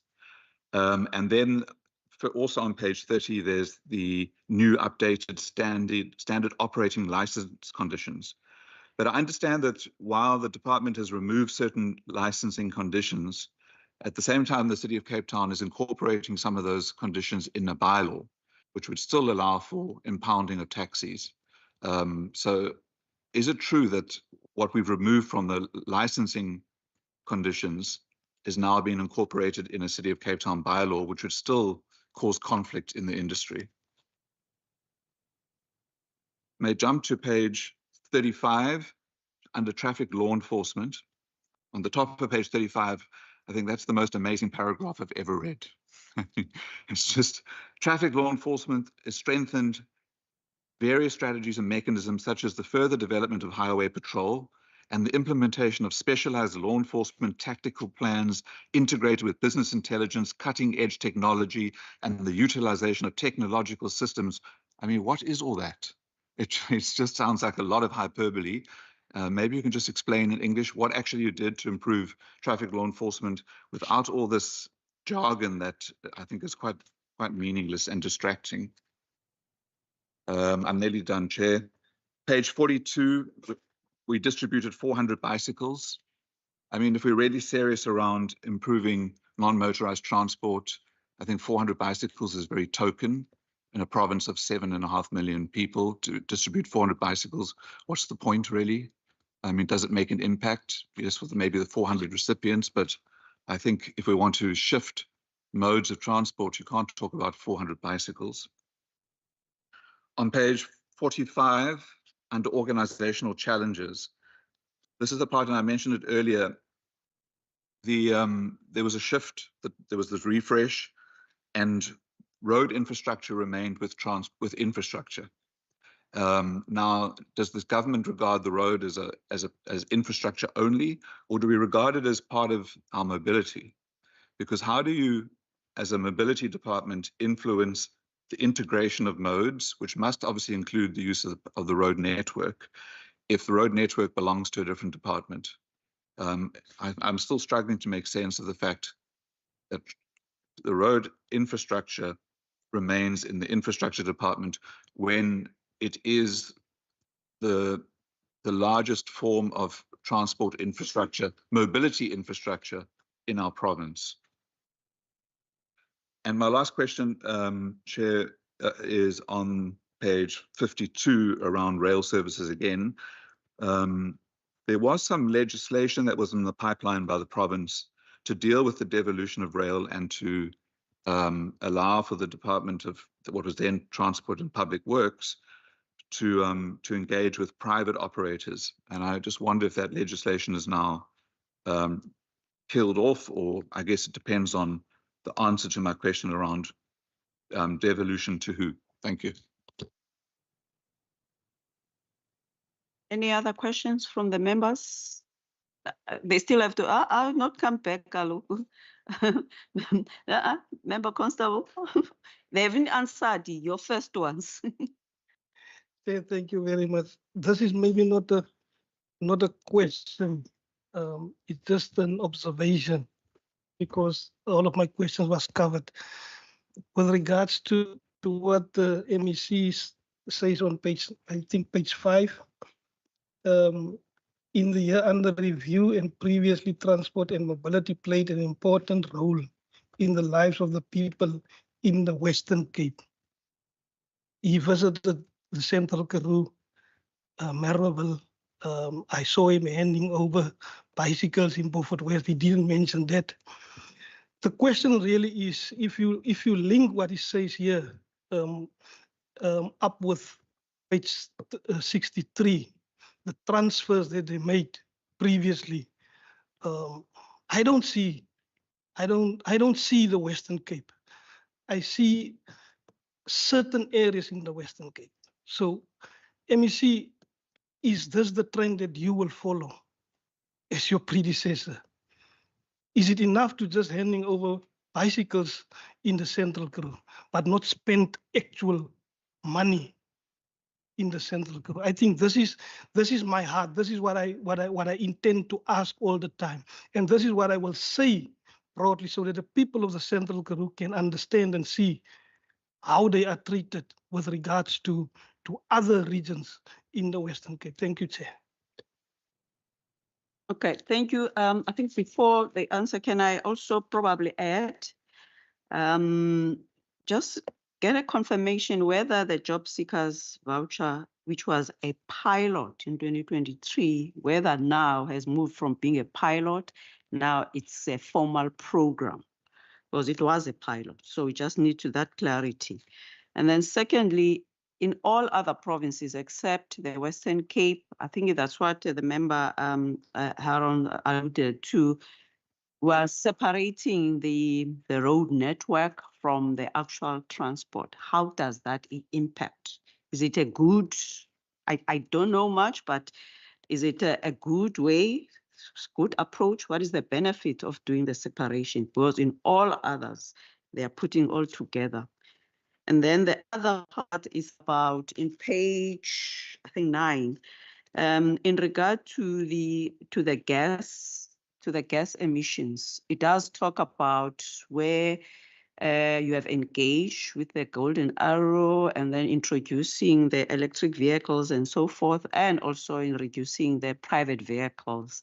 But what we know, my question is about what have you done on the private vehicles? Because the people who use the Golden Arrows, who use the Go George, they are not necessarily have got vehicles, private vehicles. It's us who use the private vehicles. What have you done in regard to that? Because I'm not going to go to the Golden Arrow to catch a bus in order to avoid gas emissions and also climate risk. So what is it on the private vehicles specifically to reduce the gas emissions? And or if you haven't done it, do you have a framework? Because the issue of the climate change is on us, but we need to see in terms of that besides on the public transport, but what is happening on the private, because we cannot just only target transportation that is being used. It's the only transportation that is being used mostly by the working class. But for us, you leave us comfortable with our private vehicles, yet we are the major ones who emit all of these gases. And then lastly, on the framework on freight revitalization, I think it's on page 15. What is the progress around that? Because it is indicated that there will be an establishment on the freight revitalization. Where are we in regard to that? Thank you very much. So we allow the department to respond. And then if you want to add or probably to get more clarity on their response, and then we can other questions. Noting members that we said we are doing it until page 66. Over to the department. Thank you. The Chair, thank you very much. I will start with a few political questions posed to me. And I hope and believe that my colleagues are going to accept and we can move forward. Firstly, I will start with the issue of devolution. As Member Heron has honestly said, that we as a government, as also in terms of the department, we do actually wholeheartedly support devolution of functions. And why do we support devolution of functions is because it's all about a service. If there is a competent state that can render that particular service, and a particular state has challenges in terms of rendering that particular service, surely we will definitely support that. And we're also cognizant that devolution is an issue of policy. Having had my own discussions with the CEO of PRASA, there's still going to be a policy in terms of devolution from the National Minister of Transport. And then definitely when that policy has been agreed by Cabinet, and then it will stipulate and it'll give you specifics if you want a particular function, what is it that you need to comply to? But from our side, we do actually support that. And we will wait for that policy to come. And we have had an engagement with Minister Christie. I know there's a lot of talk about devolution, but we are waiting for that policy. And also, that's the first one. And the second one, meaningful transport rights. I am indeed from the Karoo.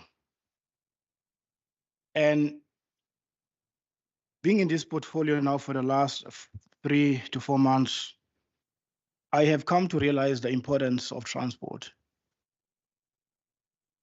And especially for people in the rural areas.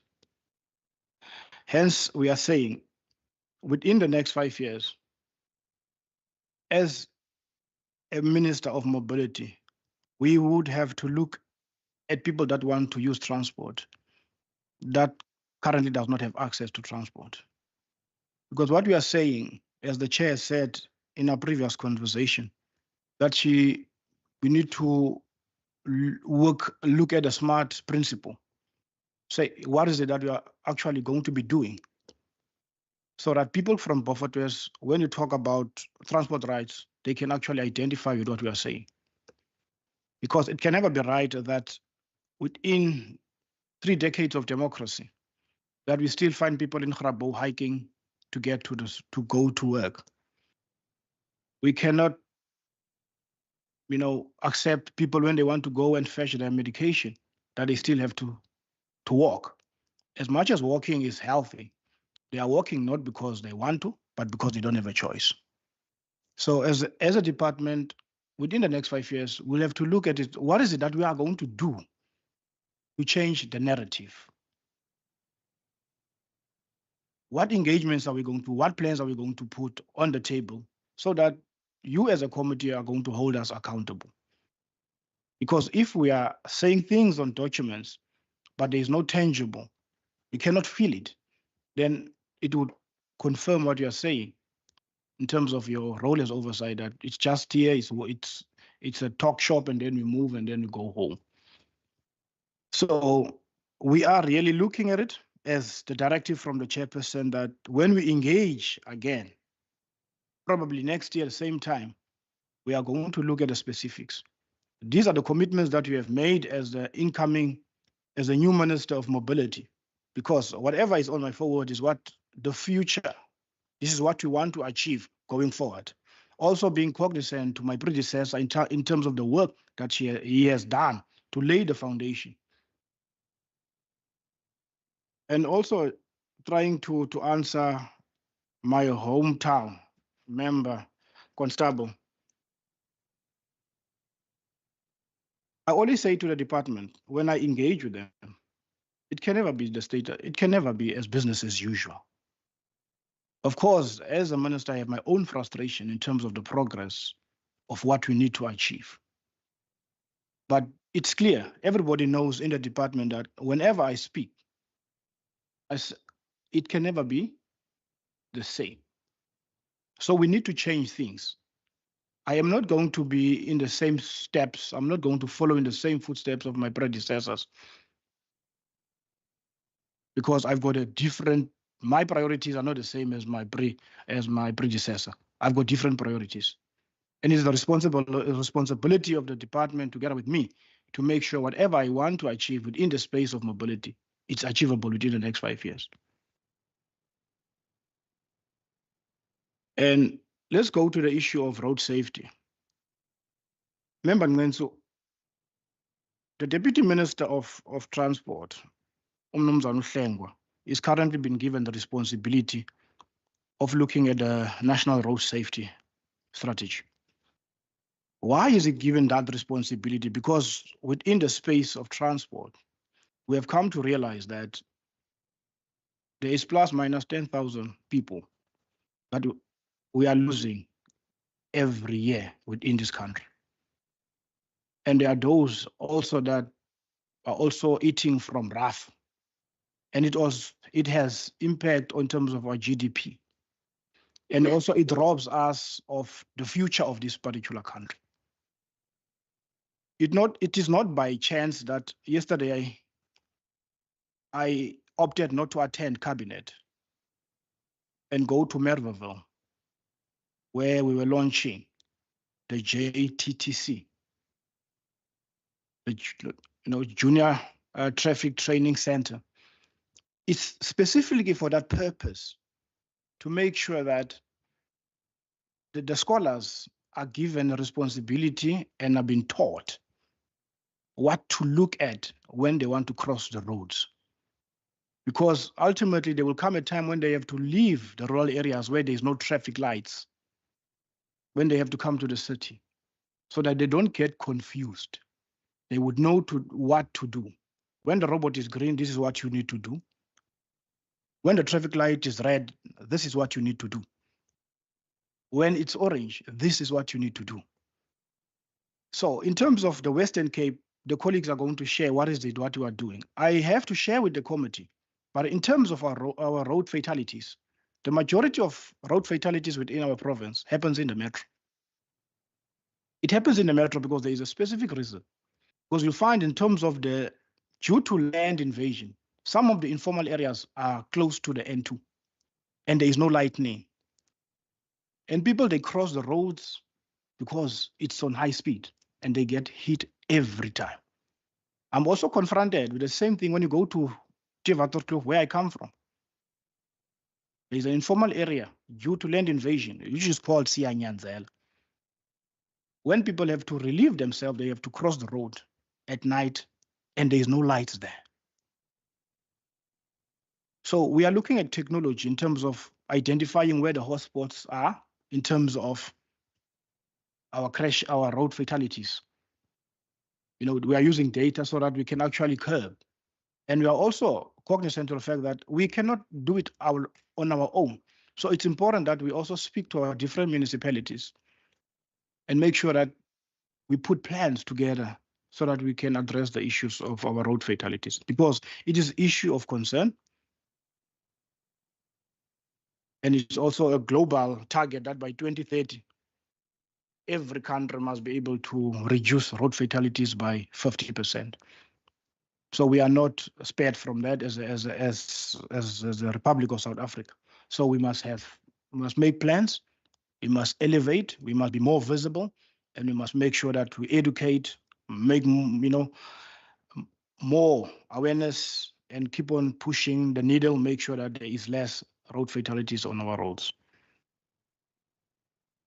I know, Chair, there is a question in terms of the function of roads.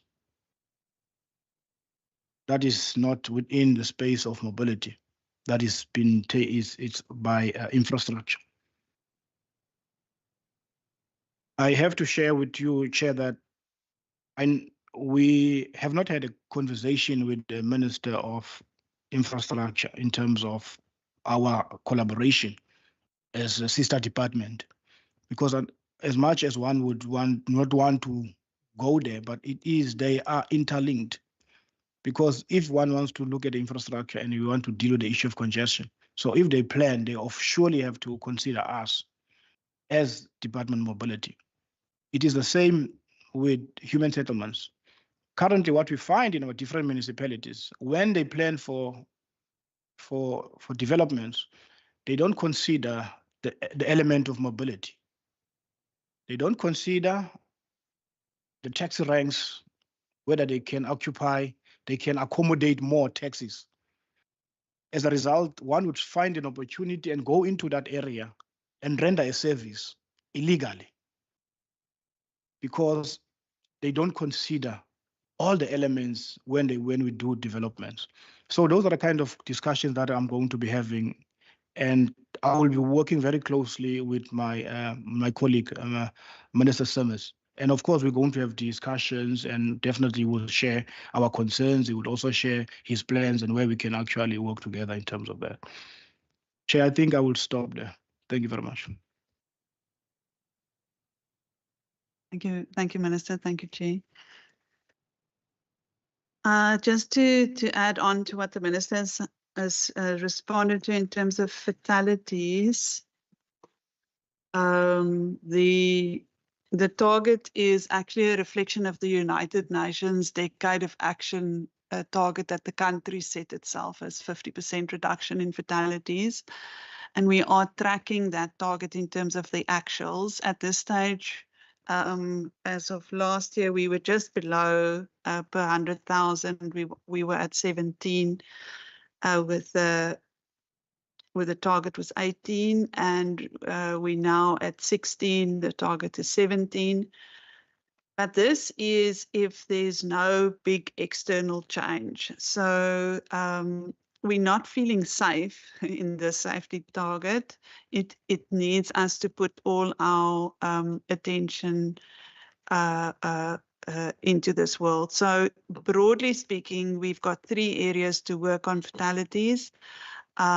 We do law enforcement, we do road safety management, which is the awareness side, and we obviously train our law enforcement officers to do a good job. And we also have started the training for road safety management.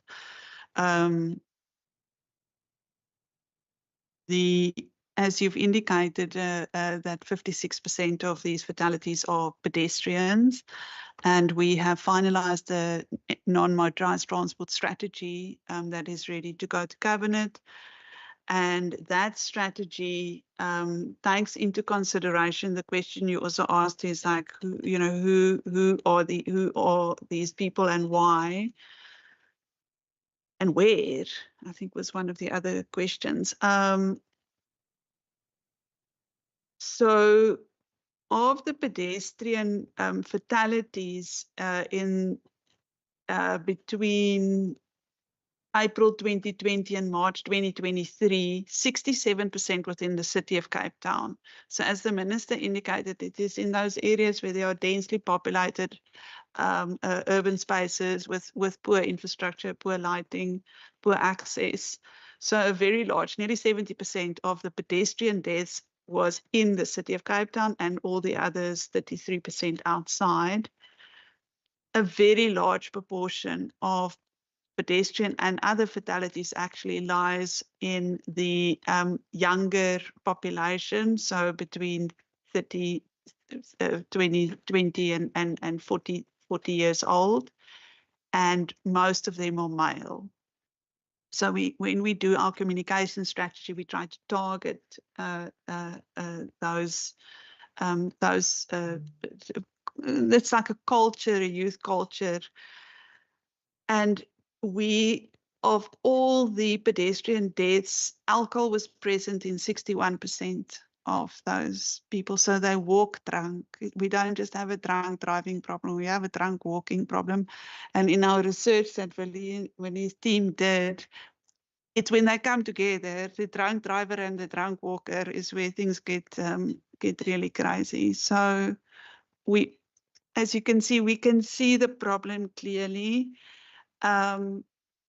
We had a safety team meeting this week with all the ministers and the HODs, and it will require from a social development side, from a health side, from all sides to try and address this youth issue and try and address this alcohol issue to keep bringing that number down. It's going down, but we have to work very hard. On the job seekers, the program, as I indicated, started on the 9th of February. So by the end of this financial year that we're looking at, we had 33 companies that was part of the program, and we had 115 beneficiaries. But just in terms of the question that you asked, where a bit later in June, we did some research on the program. At that stage, we had 702 beneficiaries. So it increased quite rapidly then in the couple of months that it started. And the top routes that was used was Mitchell's Plain, Khayelitsha to the city, and then city to Khayelitsha, Bellville to the city, and Kapteins Klip to the city. That was the majority of people. Those were the top 5 routes. And we did a survey amongst those beneficiaries. Those who had used the card and then were now employed was 57%. So that's kind of good as employment goes. 73% used their gold cards, and 86% that said that the program benefited them, and 94% were youth. So those are really good data. Maybe I can just jump to Brett's question around job seekers. In essence, I got to stick with my first view is that if you have subsidized services already running, a complete open program of free for all is the best.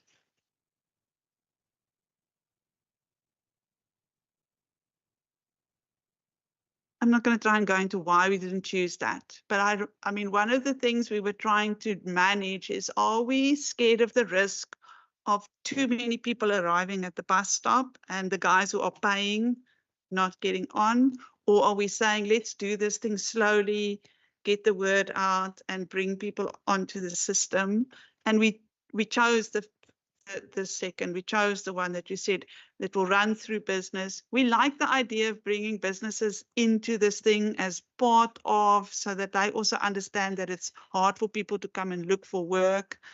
So I think that it was a good idea. It is cumbersome, and the minister has asked that we review the program after the pilot ends in March next year to see if we can expanded.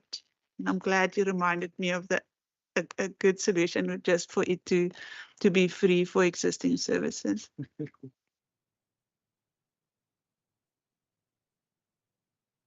So why are we getting less services going back out?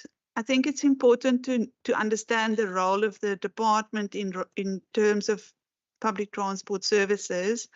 It would be the municipality or the city that decides how many services they want and how many operating licenses for different routes should be made available.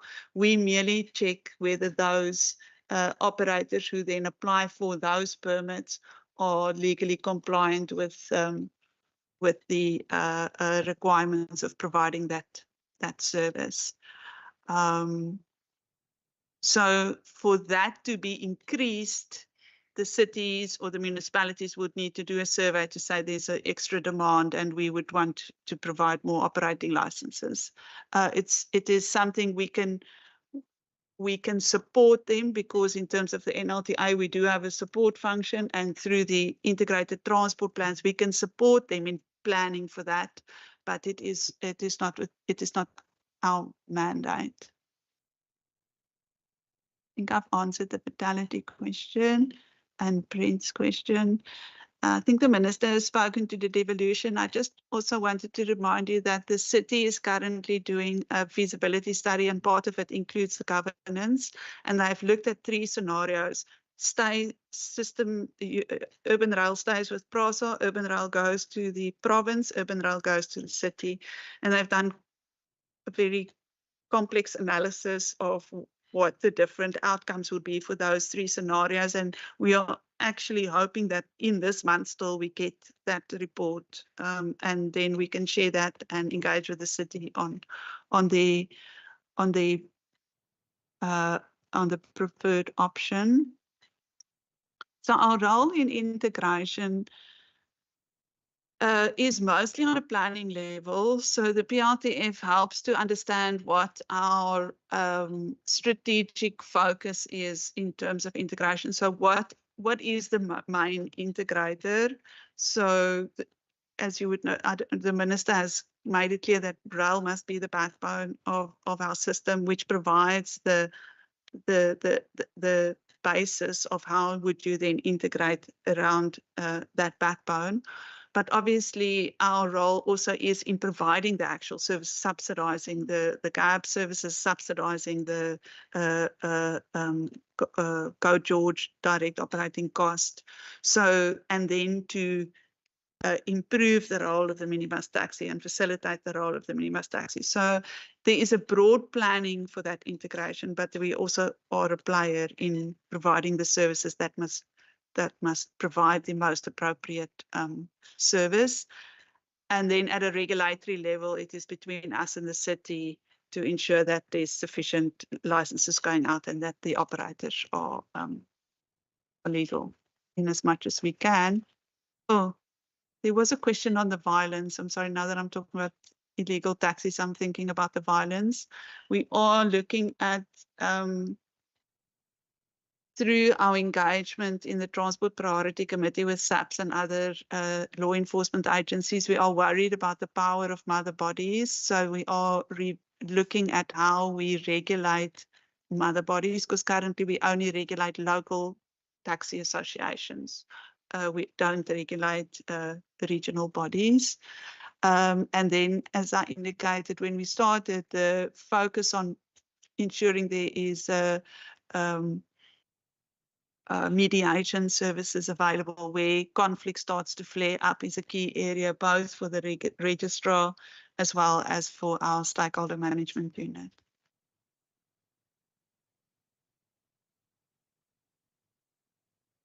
I just put, yeah, stay away. I don't, no. Oh, you asked about, oh, there were 2 questions.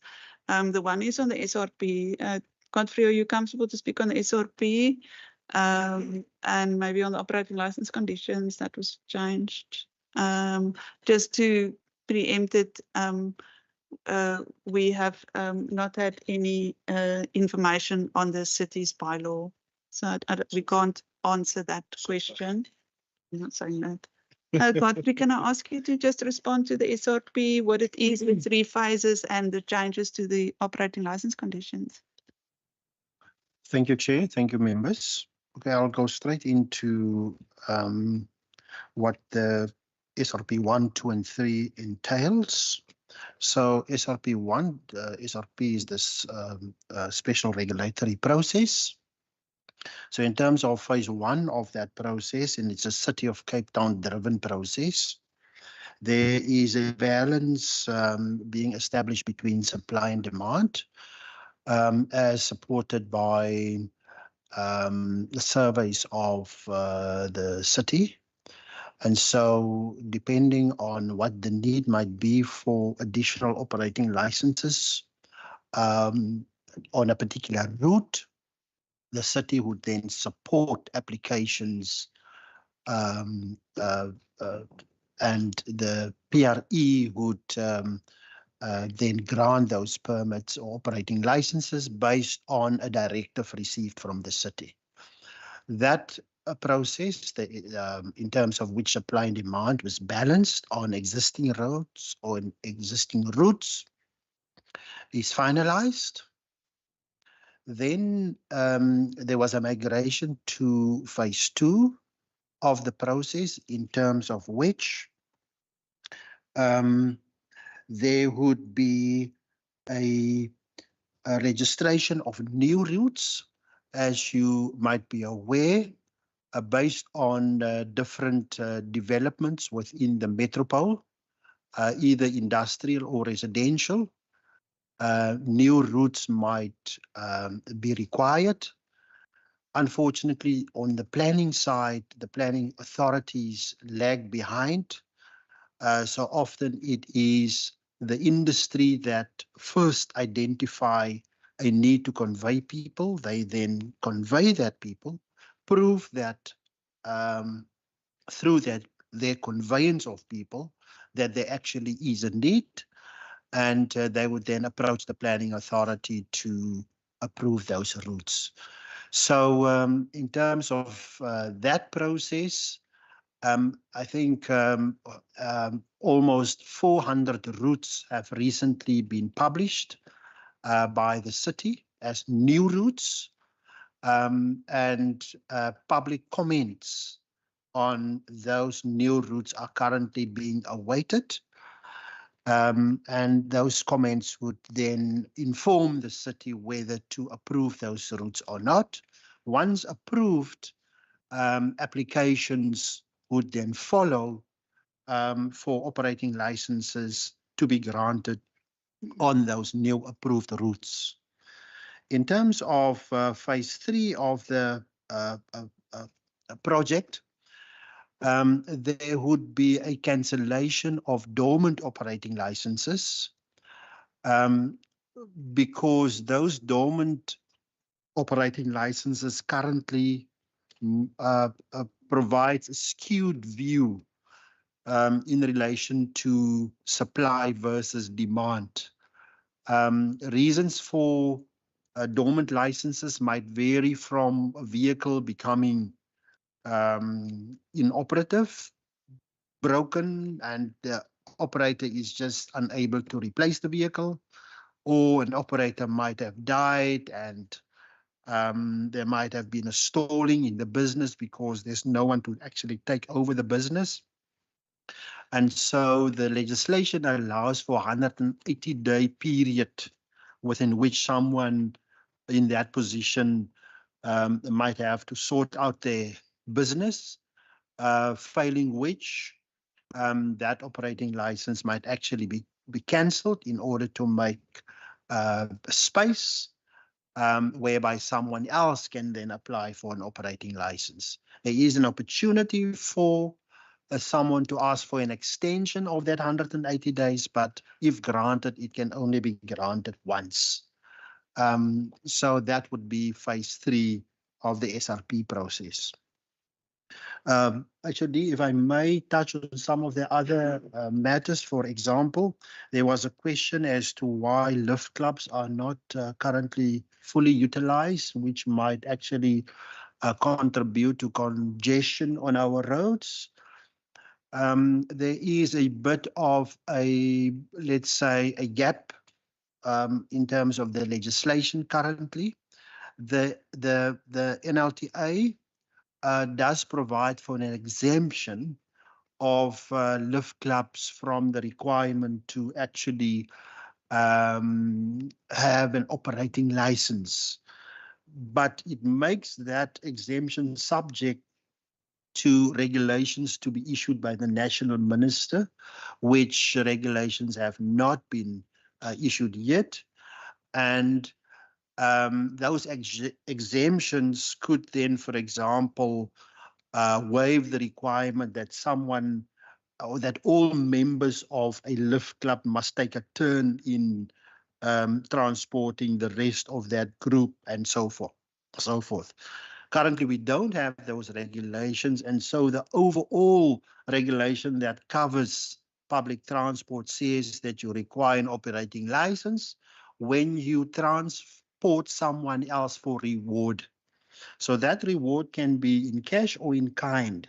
So in the absence of regulations, the fallback position is if you convey someone for reward, there needs to be an operating license. And that's maybe the reason why people do not necessarily opt for lift clubs, because there is an insurance risk that if you end up in an accident and someone gets injured or dies, then there might be a civil claim, which might not necessarily be covered because the conveyance itself could be considered illegal. Then there was also a question relating to temporary operating licenses for new developments. It is a problem currently. I think when we met with the industry in this very chamber, they made the allegation that government or the industry is always one step ahead of government. And they made that statement based on the fact that they are the ones that identify the need for passengers to convey in these new developments, whereas we should actually have planned better when we approve those new developments. But unfortunately, that is not a function of this province. And we have, unfortunately, referred the matter to the planning authorities, which are the municipalities. They are the ones that must plan, and in their planning, they must actually provide for for the conveyance of people in those new areas.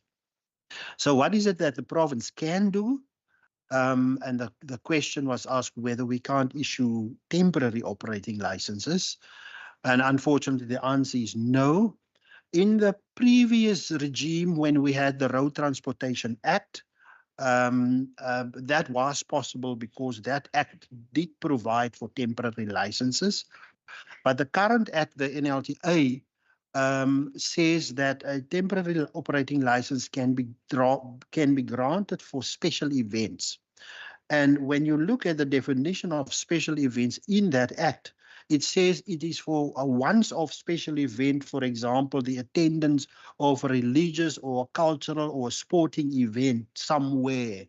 And so when we read the definition, therefore, of a special event, and we take that with what a temporary operating license is meant for, it means that we can't issue a temporary operating license for those instances where there is a new development, the planning authority has not planned, there is a need to convey people, but they can't yet apply. Now, let me just also, for the members' benefit, just explain, even if it was possible for the PRE to issue these operating licenses, we could not have done so without the planning authority, because they are the ones that must make sure that those new routes is part of their integrated network of routes within that particular region or area. And only once they have therefore identified the route, integrated it within their integrated network of routes, and given it the route number, then only can the PRE actually issue an operating license with a number of that specific route. Just lastly, insofar as how do we plan to address violence and extortion in the taxi industry, I think HOD has covered that question quite well. And so if the members allow me, I will then just stop there. Yeah, thank you, Godfrey. Yes, just so remember, in the operating license conditions was changed to align to the stricter reading of the National Land Transport Act that provides for impoundments only in the case of evidentiary or investigative reasons. And as I said, we have not received any draft on the bylaw.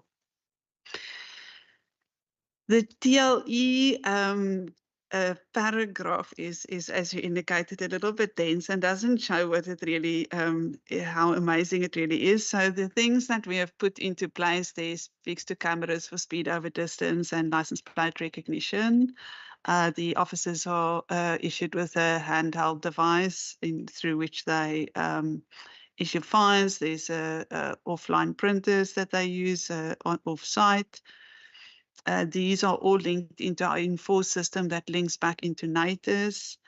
And this kind of information helps us then dispatch our law enforcement officers and use our resources in a more evidence-based way in terms of what time, what place, what area, what day should be, the different operations should be put into. Vali, did you want to add to that, just on the value of the technology for operating, for law enforcement? Thank you, actually, through you, Chair.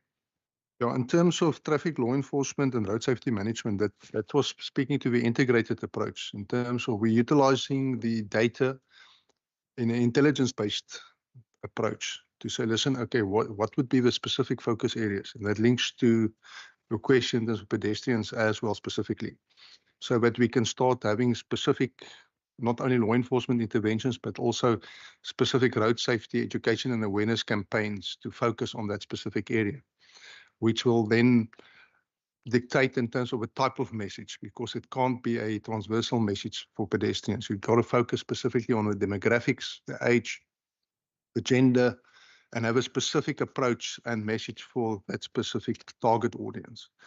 So a lot has gone into that through the NMT strategy to see, listen, how do we engage? It cannot only be a provincial initiative. We need to have stakeholder engagement continuously. We've gone as far as say, listen, the most vulnerable are unfortunately places where it's difficult to reach. If you look at capacity just in terms of road safety management, currently there's only 13 operational staff members that covers the entire province. So how do you supplement that? So we looked at projects like EPWP to focus on specific areas that's most vulnerable, to give the communities there also some buy-in and a sense of belonging to something, so that we can enhance the participation of the communities there. So we started with a pilot in vulnerable areas like Kailicha, like Singanyanzela, like Hermanus, to initiate something that will support what we do from a education approach. So educational approach in terms of how you physically can get to the people, but in terms of the awareness, what type of campaign specifically we will utilize to address those issues in that specific area that might have a specific requirement for a different type of message. So various communication campaigns, from murals in the areas to messages on the back of buses to radio communication to social media, linking that so that law enforcement can support that as well. So a lot of collaboration with the City of Cape Town, within the city specifically, to address those issues in the most vulnerable areas. And that links to in-vehicle technology as well. The same applies to law enforcement. And since HOD has alluded to that, how we utilize that information to see, listen, is our approach still correct? Shouldn't we move away from static operations to more patrol-based so that omnipresence gets created? And in terms of that, in terms of costing, because of the number of kilometers traveled and how you will do that and how you would approach during nighttime. Because in terms of the predictive analysis and in terms of the data, it's already indicating specific vulnerable areas and times. So you got to see, listen, it happens when your presence is not there. So how do you circumvent that to try to have a different approach so that we just don't continue doing the same things over and over again and expect different results for. So that's in short in terms of how we link that. Integrated tactical plans that's referred to, Honourable Member, is to not just focus from a law enforcement perspective, but also get in the education awareness at the same place in terms, and then also linking that to infrastructure in terms of what we can do in terms of lighting at areas. So there's a lot of collaboration with other entities like Sanral, for instance, on the national roads in terms of if there's lighting problems at Prince Albert Way, how would we influence municipality to come on board, etc., etc. So that is top part of the approach that we're following currently. Thanks, actually. Thank you, Willie. And just maybe on that point, there are bi-monthly engagement with the HOD of infrastructure. Many of our areas of work need that kind of direct engagement. Way bridges, abnormal loads, they all run through the two departments. Every permit runs from infrastructure back into mobility out to the industry. So it does need a careful collaboration and agreements on, even on the planning side. So we do the part of the PLTF that's on the mobility side, but the infrastructure side is the road. When we give feedback on ITPs for municipality, it goes through us and through infrastructure. So we've tried to kind of set up standard operating procedures of, we'll send this to you, then you'll send it back. So it does need collaboration. I think the value of the split is probably more in infrastructure than with us, because infrastructure now gets to focus on procurement processes, capacity, that is all looking at infrastructure across all the areas. Deirdre, can I ask if you can respond to the bicycles and the freight questions, and then I will close off. Thank you. Thank you, HED. I think that's our chairperson's questions to do. In terms of the freight rail revitalization, we should have a final draft ready by the end of November for consultation, chairperson. And then in terms of the bicycle distribution, it is something that is budget dependent. We look at the entire province when it comes to needs. So we look at intertown and we look at intratown. So with Central Karoo, we have what's called a mobility strategy. It was largely based on the rail line that used to operate on time, and was we linked the public transport minibus taxi service to that twice a week. But with rail not being operational on that side or in that particular district, this is to speak to what we're doing outside of the metro and Central Karoo specific. So we looked at that program, we're dusting it off to see what is the other options in terms of mobility intertown and intratown. So from a bicycle distribution, it is for scholars, it's for SMMEs, it's for neighborhood watches. And the more budget we get, the more we can distribute. But at this point, we've only been able to distribute 400. And we are focused on particular areas of high need and high impact. So I think that is that last two questions, actually. Yeah, the final was just, I think the Rail Authority legislation was parked when the department was created. And I think we will work with the city now to find a way forward. And then, Chair, your question on emissions. You are right. So GABS has put they put in an order for, was it 120 electric buses, 125. Yeah. And it's really cool. You can hear nothing. They say some of those engines are so soft that they actually put pretend noise in the vehicle so that people feel like they're in a vehicle because you can't hear that the vehicle is running. Our GMT guys are also looking at the electric minibus taxi work, so they're putting some effort into that to see how we can transition there. And then, as we said earlier, GMT's idea is to as a kind of a culture change in private transport, transform the GMT fleet into a hybrid electric. What is that other thing? Hydrogen fleet.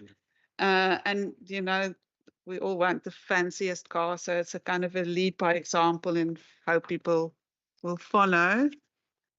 Chair, I think we have answered everything, unless there are any questions. Thank you.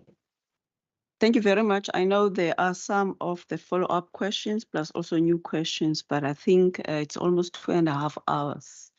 As ordinary people, we need to just have a comfort break. I think there's a tea and there, that side, just for, I'll say 15 minutes. I know we'll come back after 20 minutes, but 15 minutes break and then we could be able to continue. Moses call it social time. Okay, social time. It's 25 to, can we come back at 5, 10, 15, at 10 to? Thank you very much.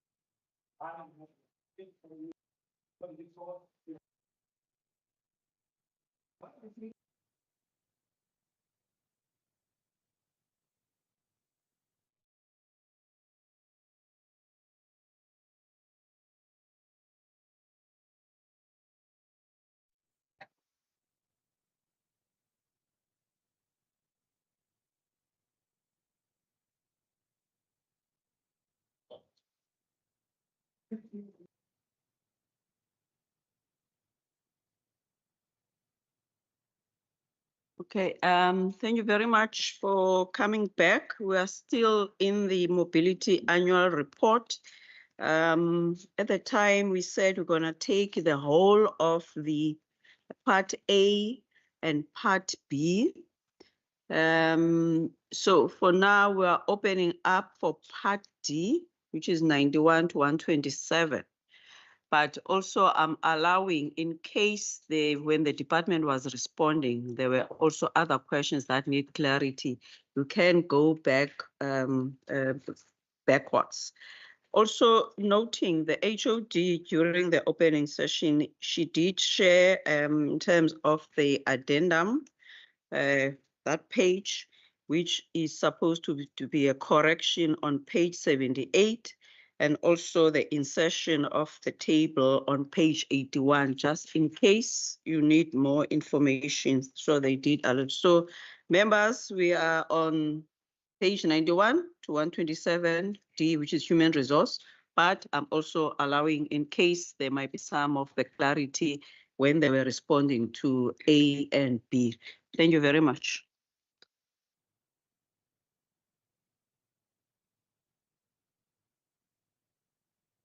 It starts with member Heron and then member Nance. Thank you.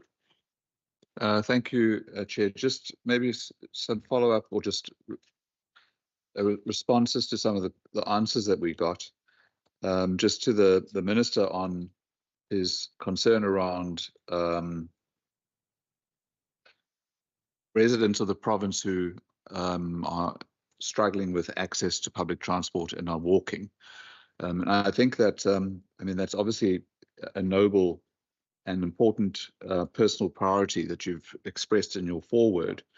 But I think it's going to be important, if that's going to be a priority for the department, to recognize that the walking may be not so much about the availability of public transport, but about the affordability of public transport. And so what we have in the province is really two towns that have subsidized transport, George and the city of Cape Town. And for the rest of the province, as far as I'm aware, there are no subsidized services. So the question is, how do we make access to public transport to achieve your fundamental transport rights as you expressed them, Minister, or through your chair? How do we give meaning to that when it's not always a question of a lack of access because the transport services are operating?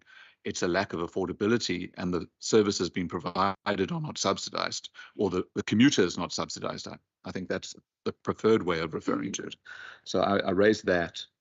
If I may, just on the job seeker travel voucher program, you know, I mean, the numbers that the HOD provided, 700 odd people was the latest figure. I think you, if I understood you correctly, have used this system, and the minister would like to review it in March. And I would really urge that we review it in a way that we address not just the job seeker, but the access to public transport for almost anybody who can't afford to use it.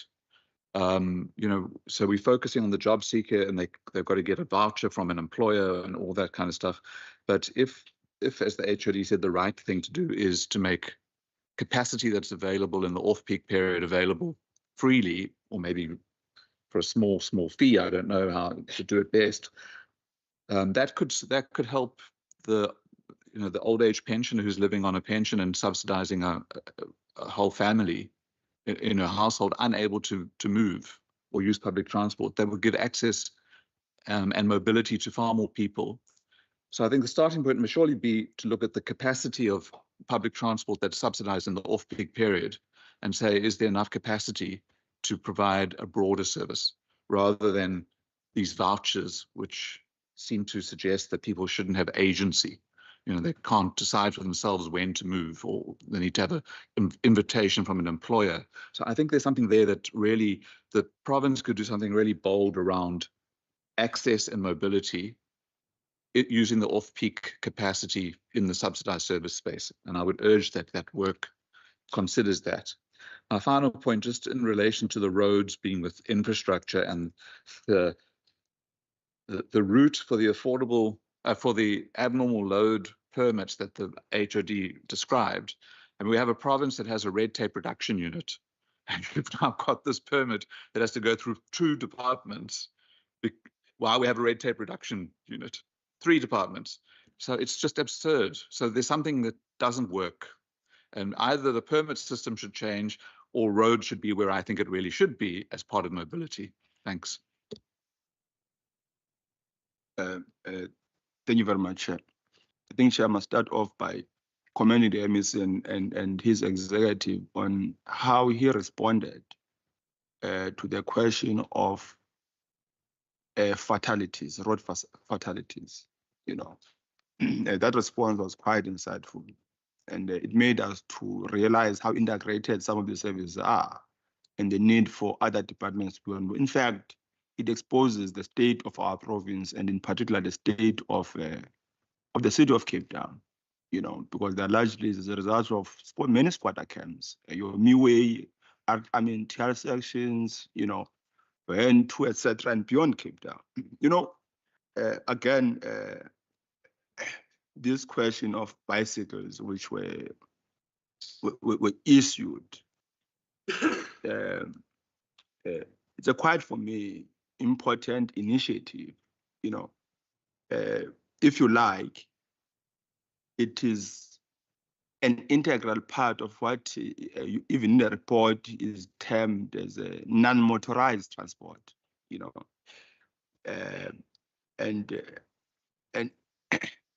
but in the report there is no plan coming out, right, to say here's our plan in respect to the non-motorized, and therefore the distribution of these bicycles, etc., are part of this particular program.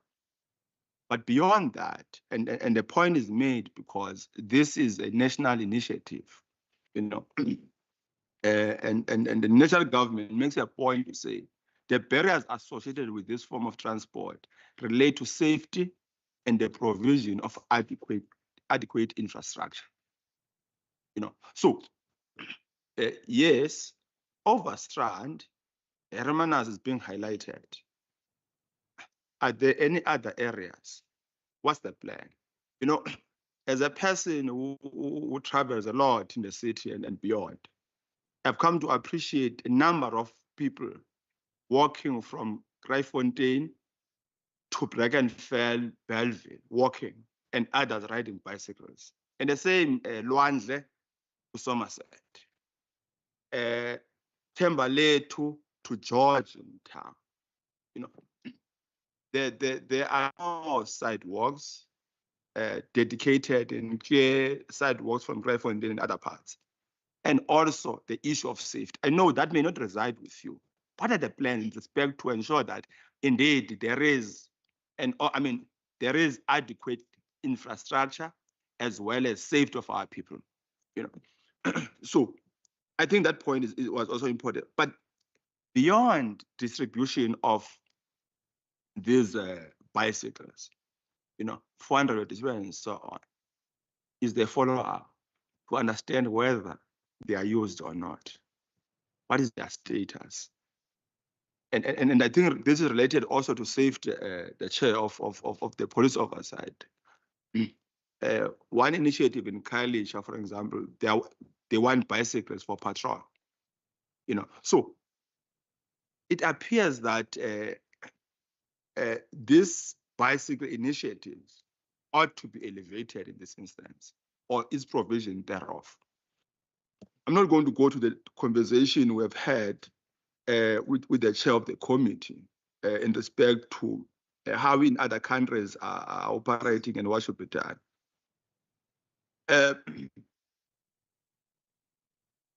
There is a reported page 13, paragraph 1.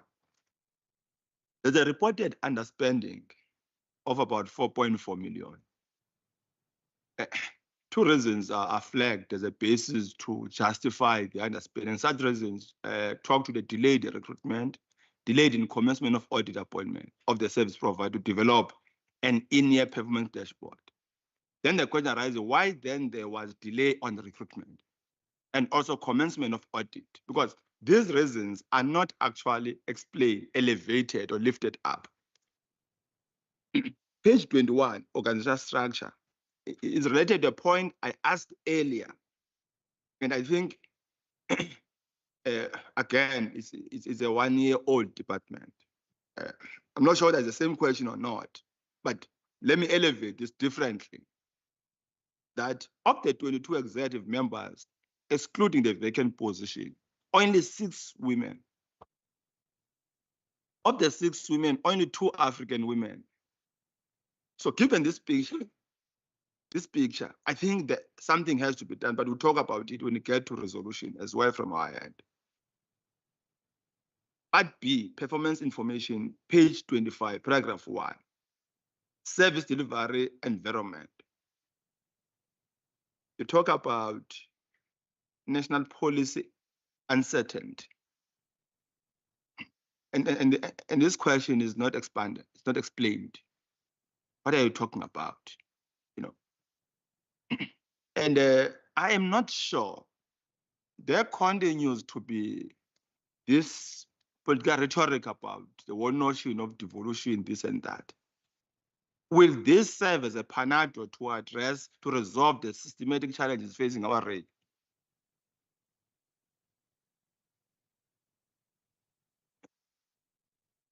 Shouldn't the 3 spheres of governments or levels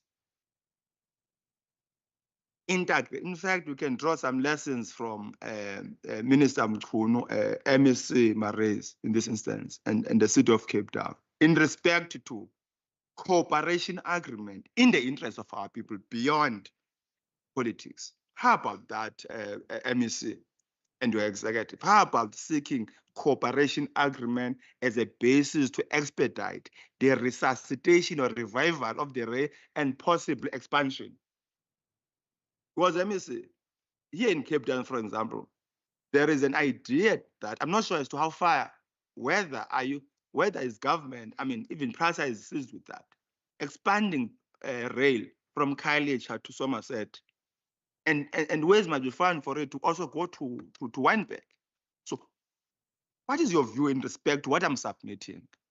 That cooperation agreement for the revival of the rail. You know, subsidized bus transport service, paragraph 1. Where I stand, any responsible government would follow its money. So have you noticed the off-peak traveling durations of gaps from Khayelitsha to town in this instance, off-peak?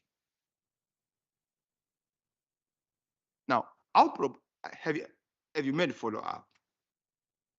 The last time I checked, having done some oversight work, it takes you more than an hour from Khayelitsha to Cape Town, off-peak. More than an hour. So don't we think that there should be an intervention in that respect?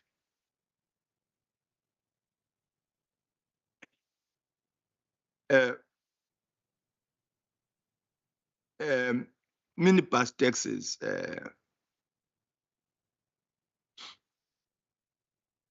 I think page 51. Okay, I think I saw a circular in respect to your plans, requesting your plans, a matter we raised at our previous meeting. Let me omit, let me skip that part. Part D, Chair, employment and vacancies. Based on a staff establishment, what is the equity outlook of your establishment from the executive, middle management, and to the low level? Maybe it's related to the earlier question. Across levels, what causes the delay of the filling No. Sorry, I think I attended this question. Staff leaving the employment, page 100. About 44 workers resigned.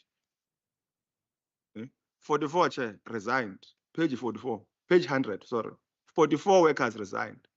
About 15 refused to state their reasons of resignations. Is this not concerning?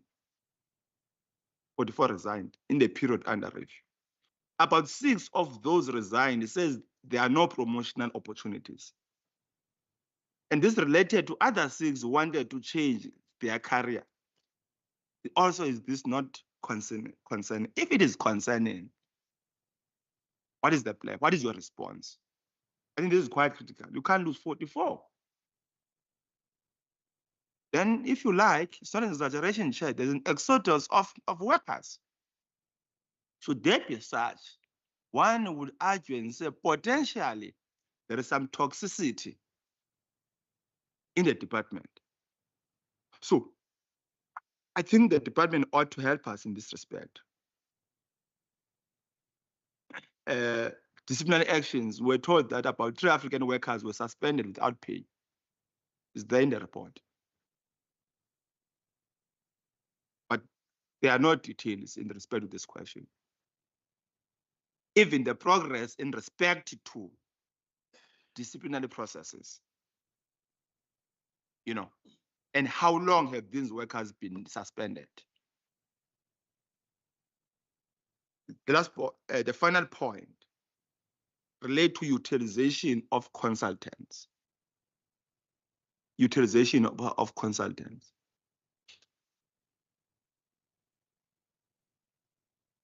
Is there no in-house capacity? Or do we want to follow the capacity of the state? Okay. Presently, you hired consultants, Then one is interested on the national question. What is the racial profile of those consulting companies you hired? How many Black companies or consulting companies you hired in this instance? Blacks in general and Africans in particular. I think that is important, given that you are 30 years into democracy. Those are the few questions, Chair, which I wanted to pose. I'll pause here. Thanks. Thank you, Chair. His last question is my only question, but he asked the question, but let me ask it in my way. With regards to the utilization of consultants, because there's a lot of consultants and there's a lot of money that you spend on the consultants. What is the department doing with regards to transfer of skills? So that if you don't have the capacity that he's talking about, how do you build that capacity inside? How do you make sure that you don't have to hire again the consultant to do the same work? I asked the question last about the LITPs and also, and here I see you are using consultants to do that. Again, don't you have, and then there's a thing that is called number or total number of individual consultants within a consultant. What does that mean? You're using 45 consultants within a consultant firm. Just explain to us what does that mean? Thank you, Chair. Minister and HOD, there are 3 members who have asked questions. I've counted the questions. I've saved them so that we don't sleep or not responding to them. Thank you. Chair, thank you very much. Let me start with Honorable Nensu. And the question keeps on coming in different forms and figures, but it's basically the same question. And I would want to answer that I personally and the department are open to diversity. There's no doubt about it. And your point, you have deliberated on this point more than once, and there has been an answer given by the HOD. I have also, and the chair, also tried to explain and try to give an answer in terms of what you're asking.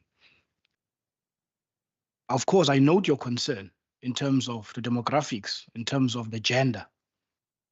And one cannot shy away, and we're not going to use the department as being 1 year as an excuse.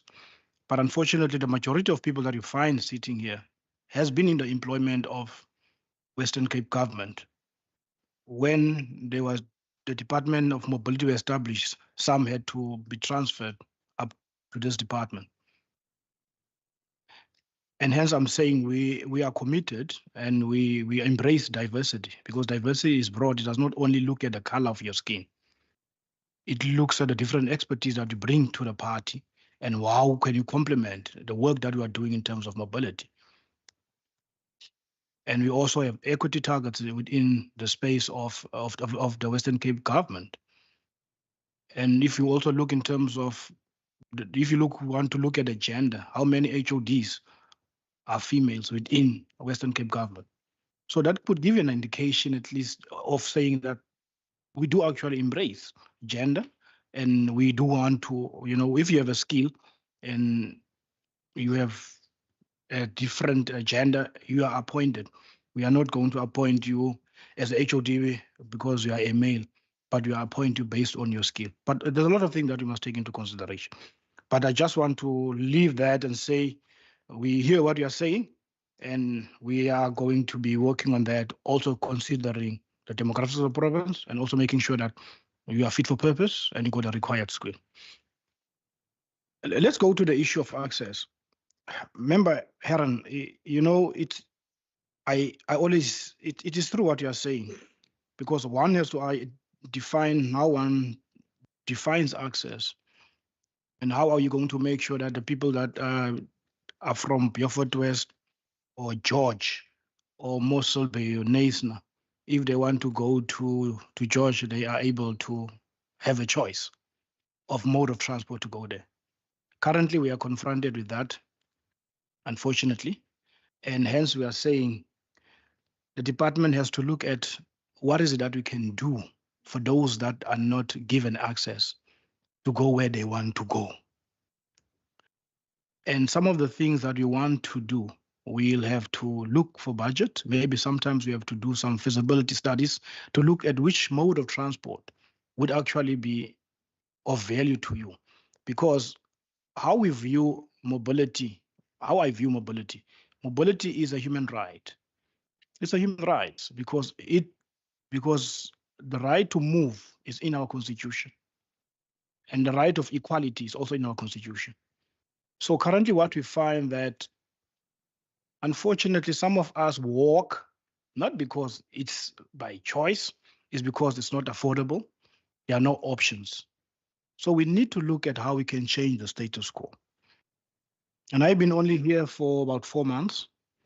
Hence, I've looked at those priorities and said, I want to give people access to the different modes of transport. Should you want to go from one point to another, then it should not be an issue that there is no options or there is no access, but it should be, there must be access. Let's go to the issue of bicycles. When I hand over bicycles to the different schools, some of us might think it is a small gesture or it's not important. To some of us, it's a big thing.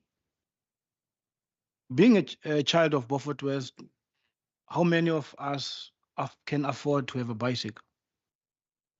Because if you go to our different areas, when you are given your wages, you'll have to decide whether you're going to buy food or you're going to buy a uniform or you're going to buy a bicycle. As much as the bicycles in terms of numbers is minimal, but the impact that it delivers, it's beyond control. Because you can just see the excitement on the kids when they see these bicycles, when their names are called to come and collect these bicycles. And I said in West Coast, in Goedehoop, which is about 10 k's out of the town. You have to travel a gravel road to go to that school. And you're only going to give 21. And I said to them, if I could give all of you bicycles, I would give all of you bicycles. Because I understand the impact it will have on you.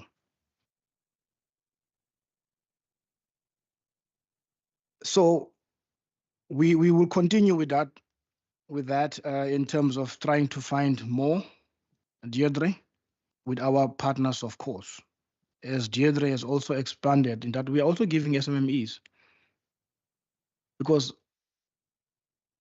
in Swartland on Saturday, we gave 2 SMMEs. But if you're interested in terms of the color, there were 2 black males that we gave bicycles to. Because it gives them an opportunity when they want to go and buy their products, that they don't have to hire a car, that they will use that bicycle to go and buy that product so that they can continue with their business. There's neighborhood watches, on that day that also benefited. It's a great initiative, and I support it wholeheartedly. And we would appreciate if you know of people that can also contribute by giving us more bicycles so that we can reach more of these people and beneficiaries. Let us go to the issue of devolution. And I also want to state it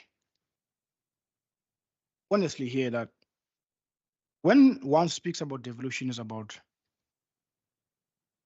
how one can better render a particular service. Because ultimately, it's not about me competing with national or of local province, of there's competition between the 3 spheres of government, but it's about the rendering of a particular service.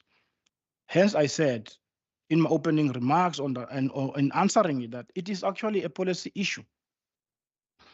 And that responsibility lies with Minister Barbara Creasy. But it does not stop me from doing what I need to do for the residents of this province. When I engage with Hisham Kwamjanj in Joburg, I had to congratulate him in terms of the work that they are doing in trying to bring back the trains in our province. Regardless of the challenges that that is there, which is confronting them in terms of signaling. But one has to also appreciate the fact that they are working, to restore the main lines. They are trying to bring back the trains. And one appreciates that. And I agree with you that I work with PRASA. When the policy, if I have to engage on the policy on devolution when the time comes, I will engage on that. But that does not stop me to engage with the PRASA, because I'm also talking about rural access. We're also talking about rural access. How are we going to make sure that people in rural areas also have access in an easier way to get to the city of Cape Town or to the metro? I was in Beaufort West. What I got there, they said that the mainline train, Trans-Karoo, has not been in operation for the last 3 years. That is a critical mode of transport that people use in Beaufort West to come from Beaufort West to come to the city of to come to Cape Town. Our uncles, our mothers use that train, but today they don't use that train. So it is our responsibility within the Department of Mobility to make sure we have those discussions. When we talk about expansion, we are not saying we are going to wait for devolution of functions, and we are not going to engage on any deliberations or any, progressive talks in terms of of bringing back the railway within our province. Because I also want people from Grabo also to get access to the train. We also want people from Plaid, if there's opportunities for them also, to be given those opportunities.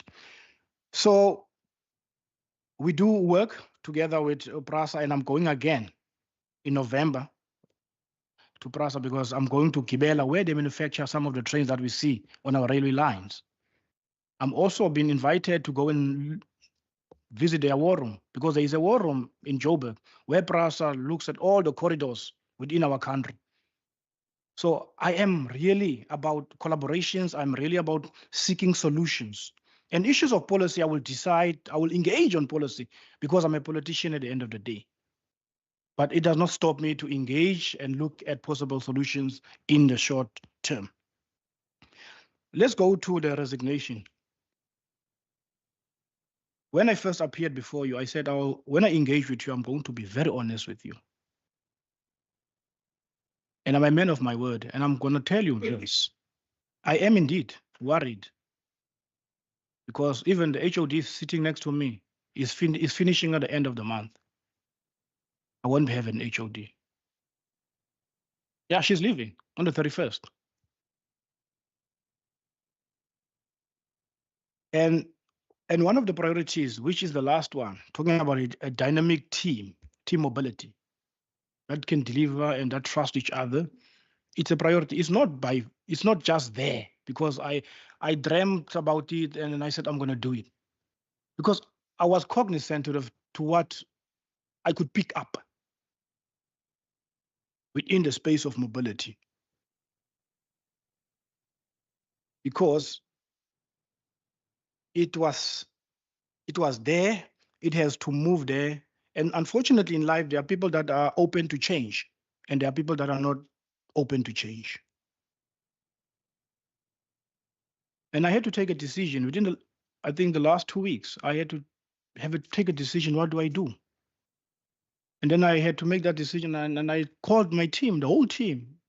I said, colleague, we need to deal with this issue about change management and the refresh process. What is it that you do so that everybody can move, so that everybody can accept we are mobility now and we need to move forward. And I've asked people to be honest when they engage with them in the process.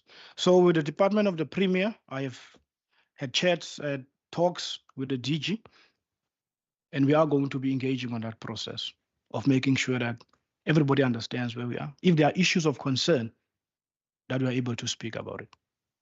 But also on a positive, if people get better opportunities in other departments, I'm not going to stop them from not moving.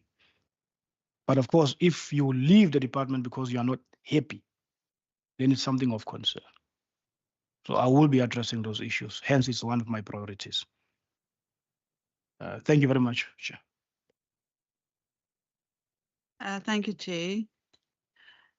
On the bicycles plan, we do have a provincial sustainable transport program, and we can make that available to the committee that shows what we do and how we go about doing the bicycles. Of course, the minister made it clear that we do need money to expand, but that is the plan that is currently available for that.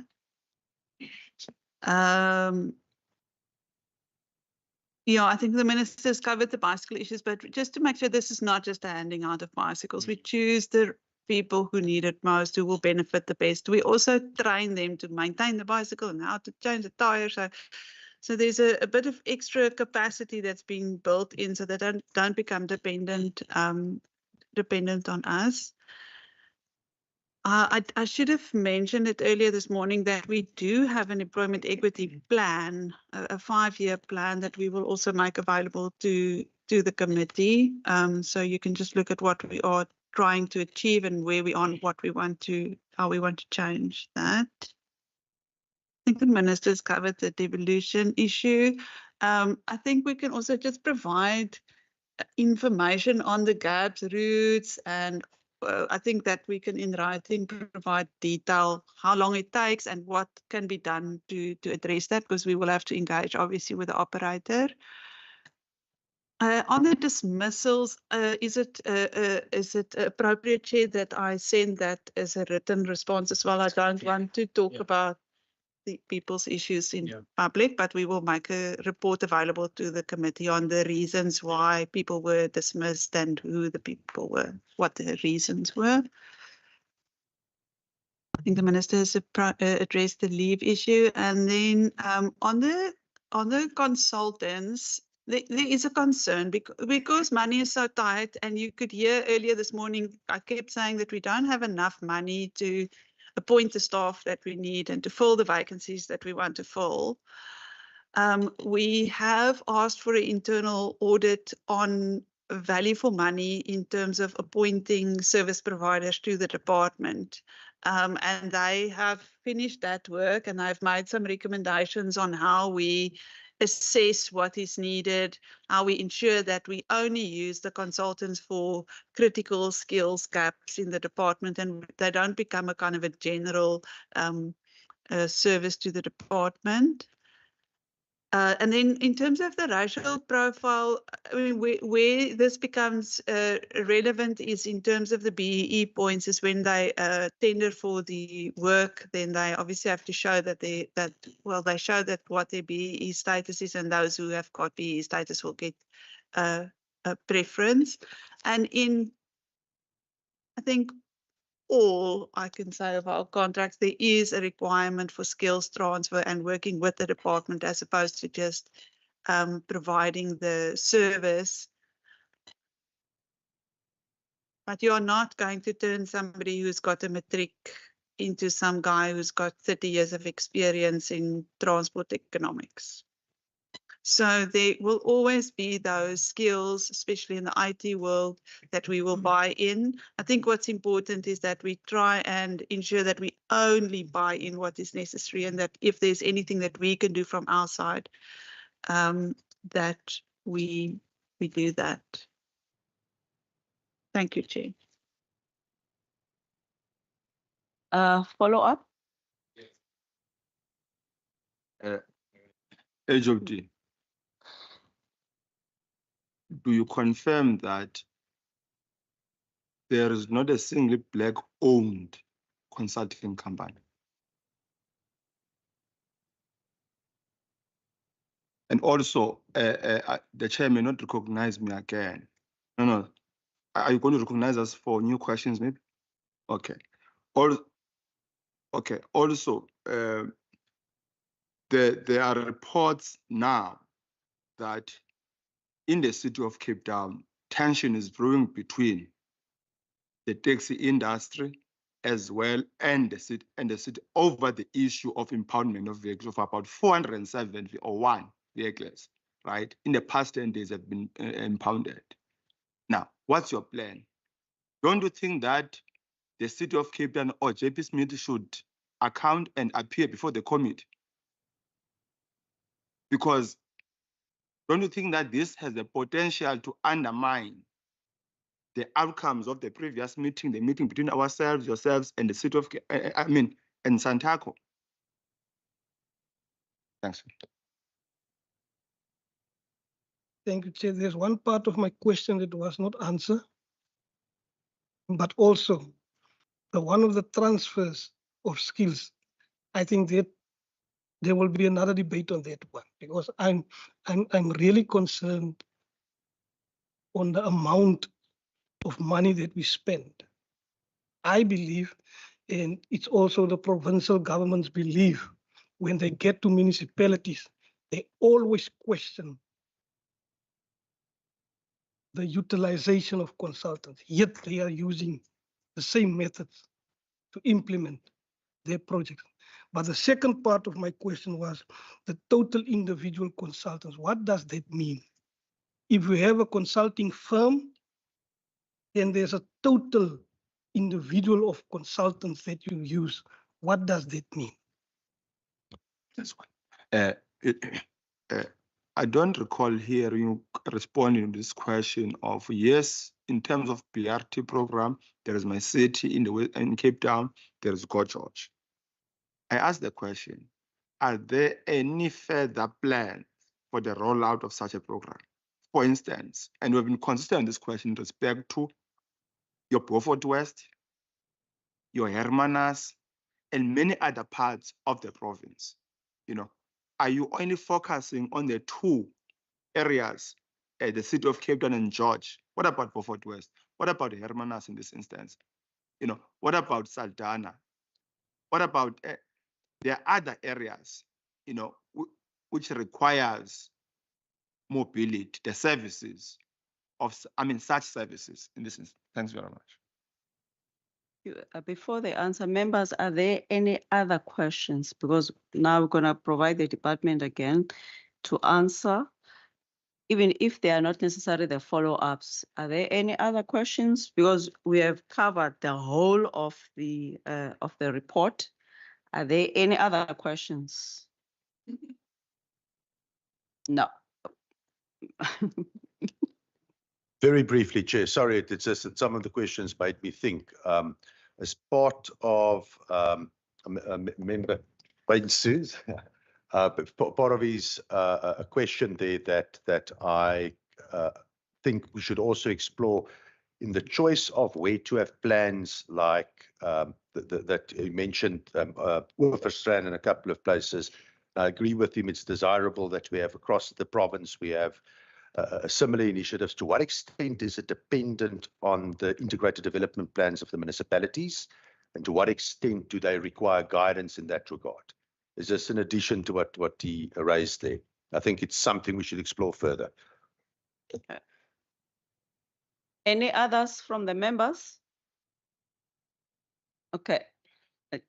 Okay, I think for me also lastly, the probably it's related to what Member Ngenzo asked.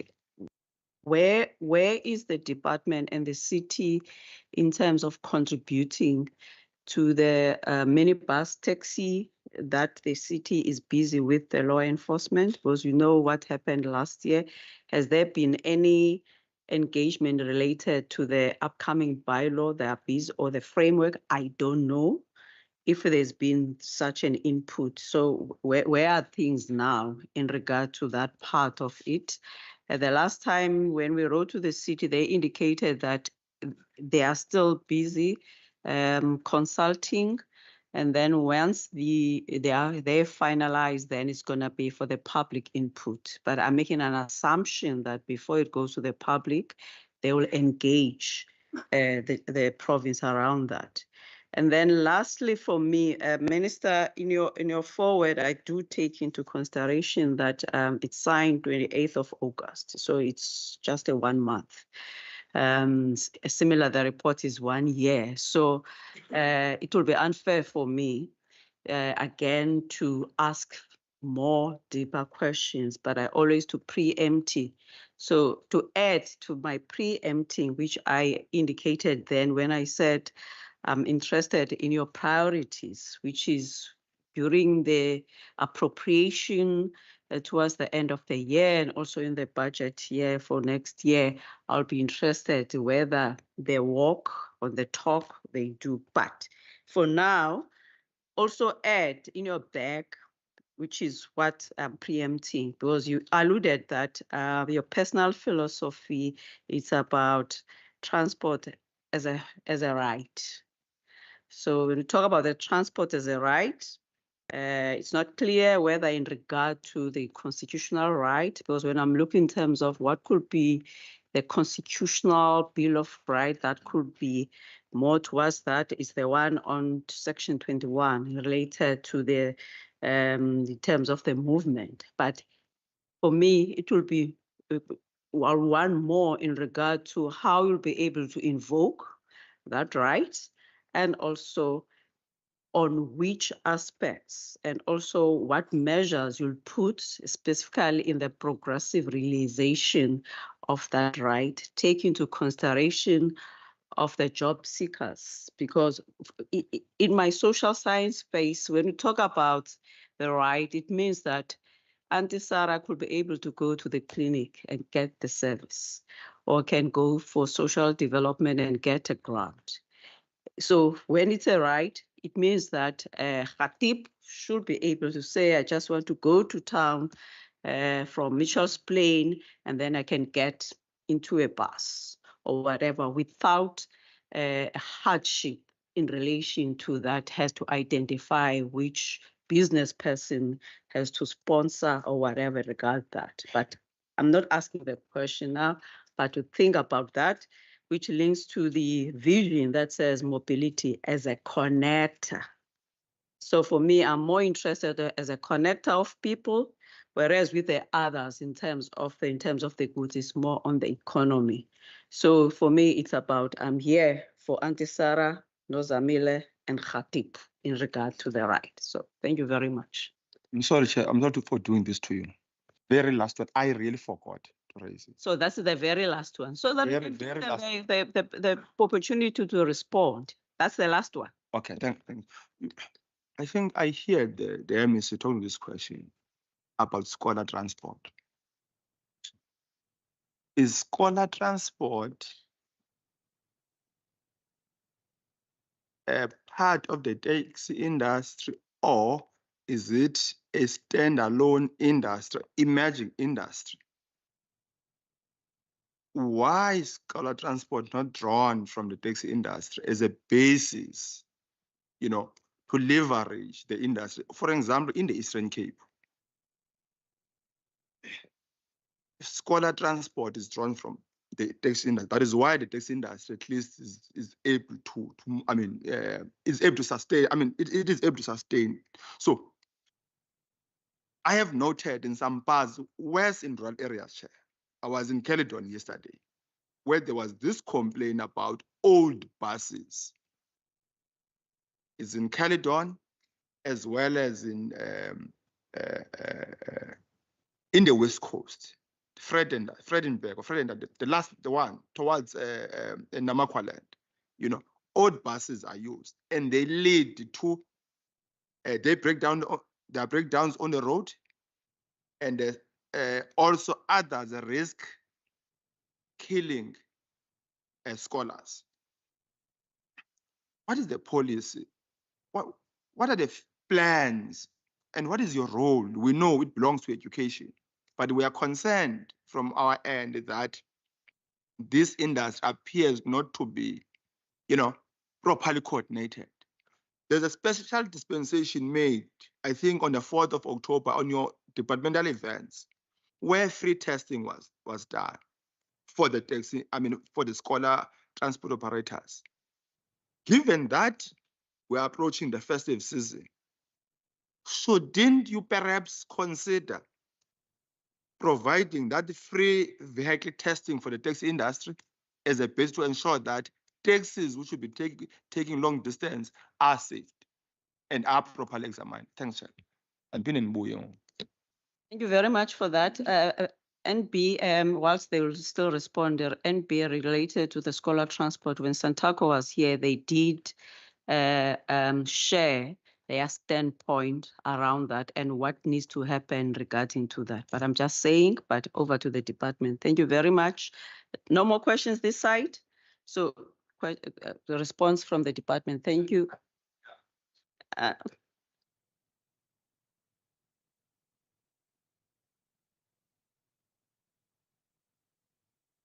Let me go. Let me start with the last one from Member Thomas. As the HOD has said, we are currently embarking on our provincial land transport framework. So that will give birth to how we view mobility within the Western Cape. Where are the potentials in terms of expansion? Because all the views that you are sharing, because every decision that we take, whether we are going to be implementing, it must be based on the need. And we need to look at the data so that it can actually, inform where we are going to. It's the same with Go George. Is the potential or is the appetite for Go George to change to Go Garden route? There might be different views but we need to embark on a particular process to get to that outcome and say there is actually a need. These are the data, these are the stats, and this is what we are going to do going forward. So we are very cognizant of that, and that's why we are talking about expansion, because we are talking about rail as well. Because when we talk about mobility, we will have to look at all facets, and all modes of transport within our province, including rail. So some of the discussions we'll have to have with national in terms of expansion, because buses have been subsidized by national government. Those are the same with Go George. And the other one, in terms of impoundment, I would take your stance when the chair wanted to was actually trying to assist by responding, and you cautioned the chair not to be a shop steward of this committee. So I don't want to be a shop steward of the city of Cape Town as well. So saying that, of course, when one wants to make sure that the economy of this province goes forward, there is less disruptions. Of course, we'll have to be concerned. But of course, I also believe that my colleagues on the other side, when they implement law, they are cognizant to the kind of law that they are implementing. So when they impound, there must be reasons why they are impounding. Hence, I'm saying I don't want to be their spokesperson. So you have a right to ask them to come. We have asked them previously when I was still in infrastructure as a member of infrastructure. We dealt with the issue of extortion. I was sitting on the other side. The mayor of the city was here. The MMC of Human Settlements was here. So they were able to account and say, these are the plans that we have. So I believe there is appetite. There should be appetite from the city to speak about their plans in terms of empowerment. And I agree with the chair. What the chair has shared in terms of the process of their bylaw, it is the same information that we have. They said as soon as it's ready for public comment, it will go out for public comment and everybody will have a say. But I'm also cognizant and I'm also clear whenever I engage with any sphere of government that I am not going to impose myself on any sphere of government. And I also don't expect any sphere of government to impose itself on me. Thank you very much. Thank you, Chair.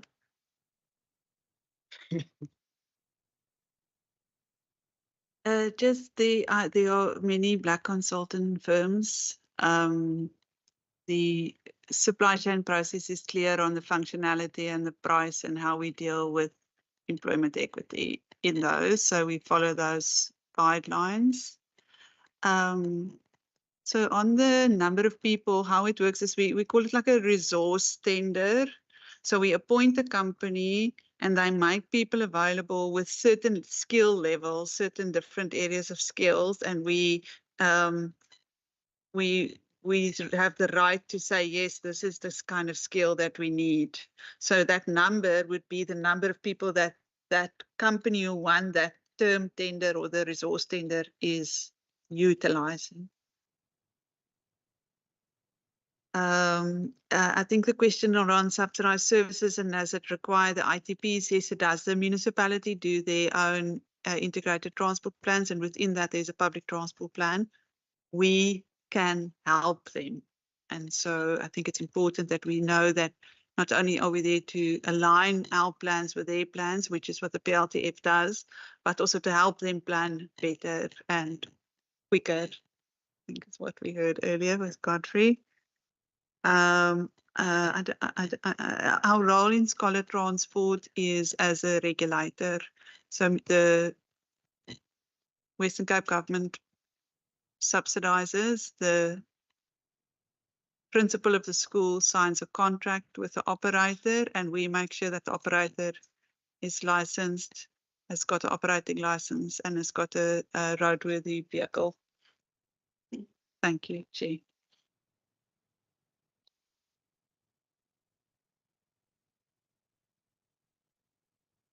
Just on the issue of scholar transport, because it's not only a scholar transport, because you're raising the issue of Santaco, because we're also dealing with the issue of e-hailing, because they need to be regulated as well. It's the same with the scholar transport. And I went to KZN.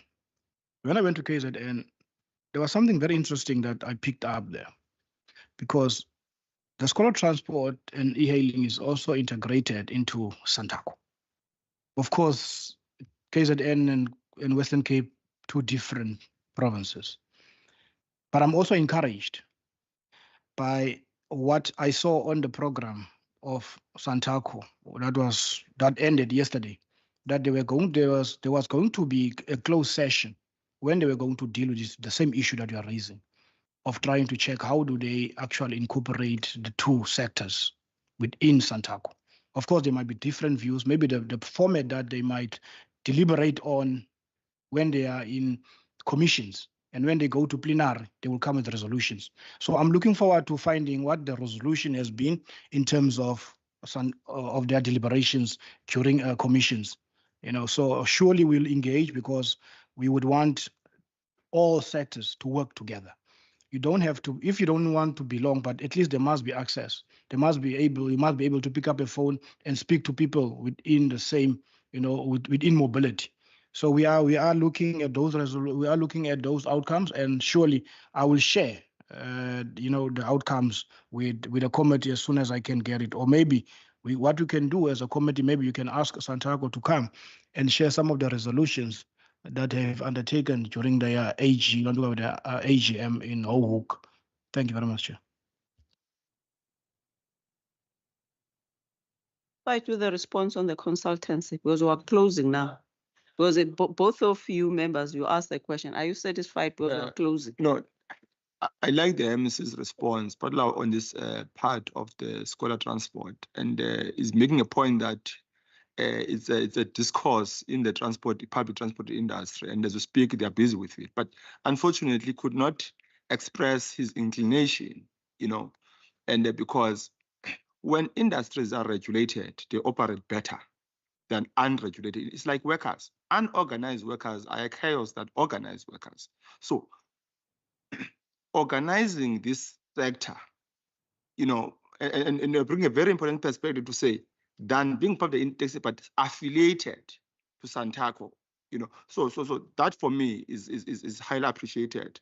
There's no doubt about it. Also, even okay, let me not appear summarizing, because he brought in this question of the expansion of BRT. For example, make an example, which I think you agree with us, but unfortunately, you are not tabling plans, but you are indicating your inclination that in the context of the Indoland of George, it may potentially change to what?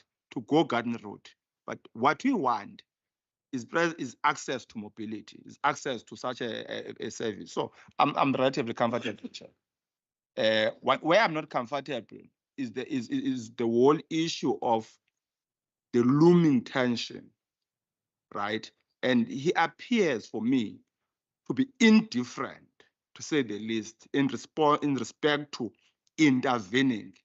Otherwise, he's going to run around like headless chicken should something happen in that particular industry. And where I stand, I call on the minister to intervene, and ourselves, we should invite JP Smith before this committee as a basis to intervene, so that what happened last year does not happen now, without undermining the process currently underway of a bylaw.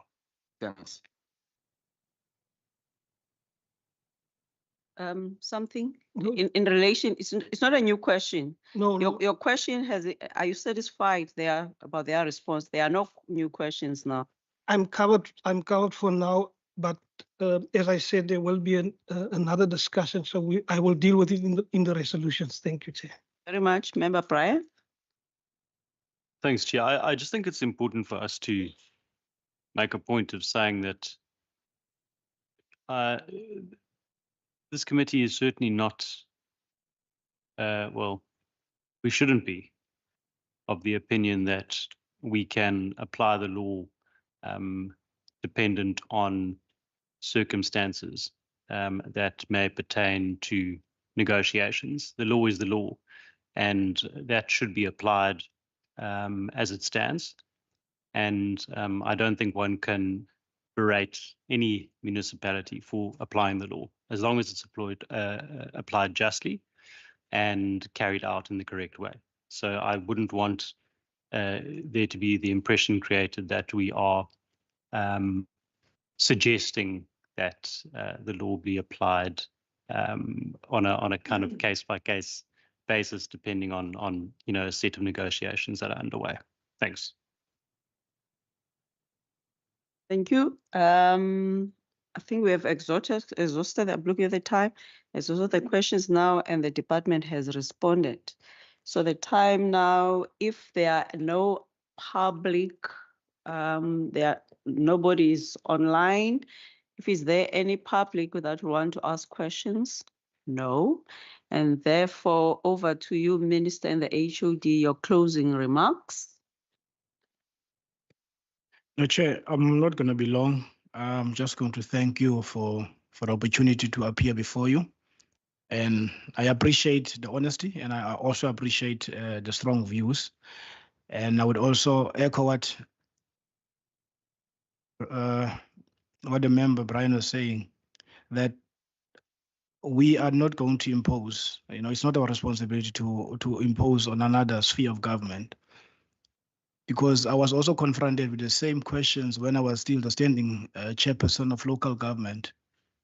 But member Brian is saying, where I wanted to call Jevatos Kloof to come and account, and I was served with a legal opinion from the Western Cape Provincial Parliament, when they said, your executive, who is still Minister Anton Brodel, accounts to you, not the other way around. The people of Jevatos Kloof have voted for that council. So that council must account to them, not the other way around. So it is indeed what the law says. And I also would echo and caution that we should not impose ourselves on another sphere, because we are going to find ourselves in deep waters. But if there are issues of concern, of course, you are more than welcome to raise it with us, because we are working with different governments within our province. That's why collaboration is very much important. But they need to do what they need to do, and we as a province need to do what we need to do.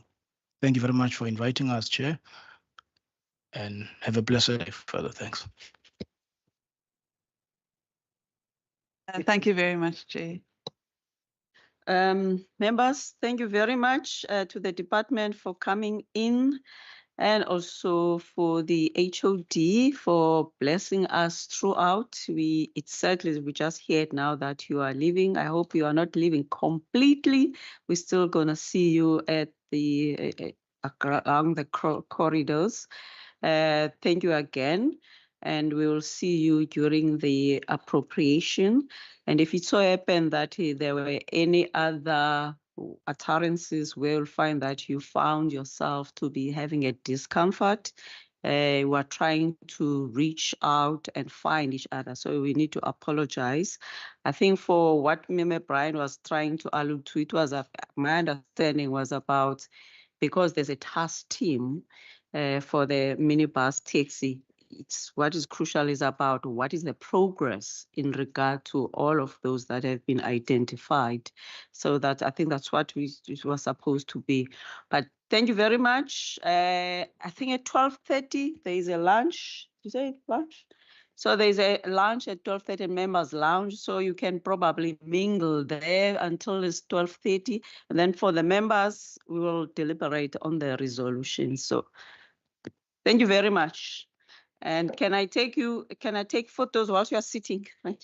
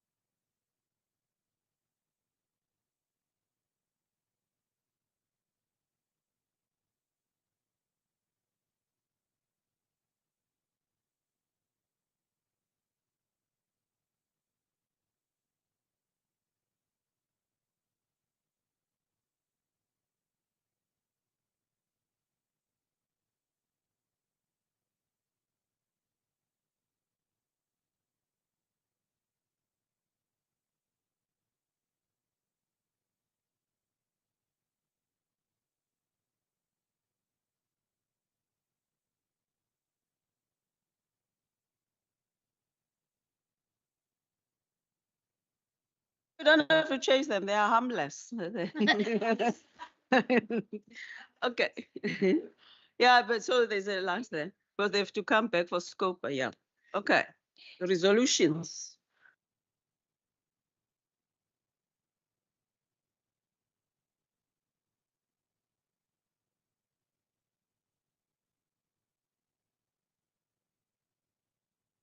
Okay, members, we are on resolutions now, and recommendations, so that we could incorporate these on the reports. Over to you. Is there anything from your side first, PO, so that we can start from the known, which you have managed to put it down to the unknown? If you don't have anything. No, sometimes if you have already. Provincial Sustainable Transport Program that they said they can make available.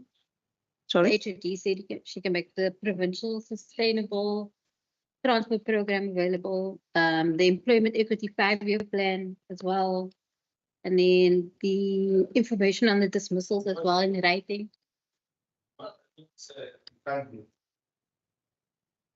On here. Oh, your mic.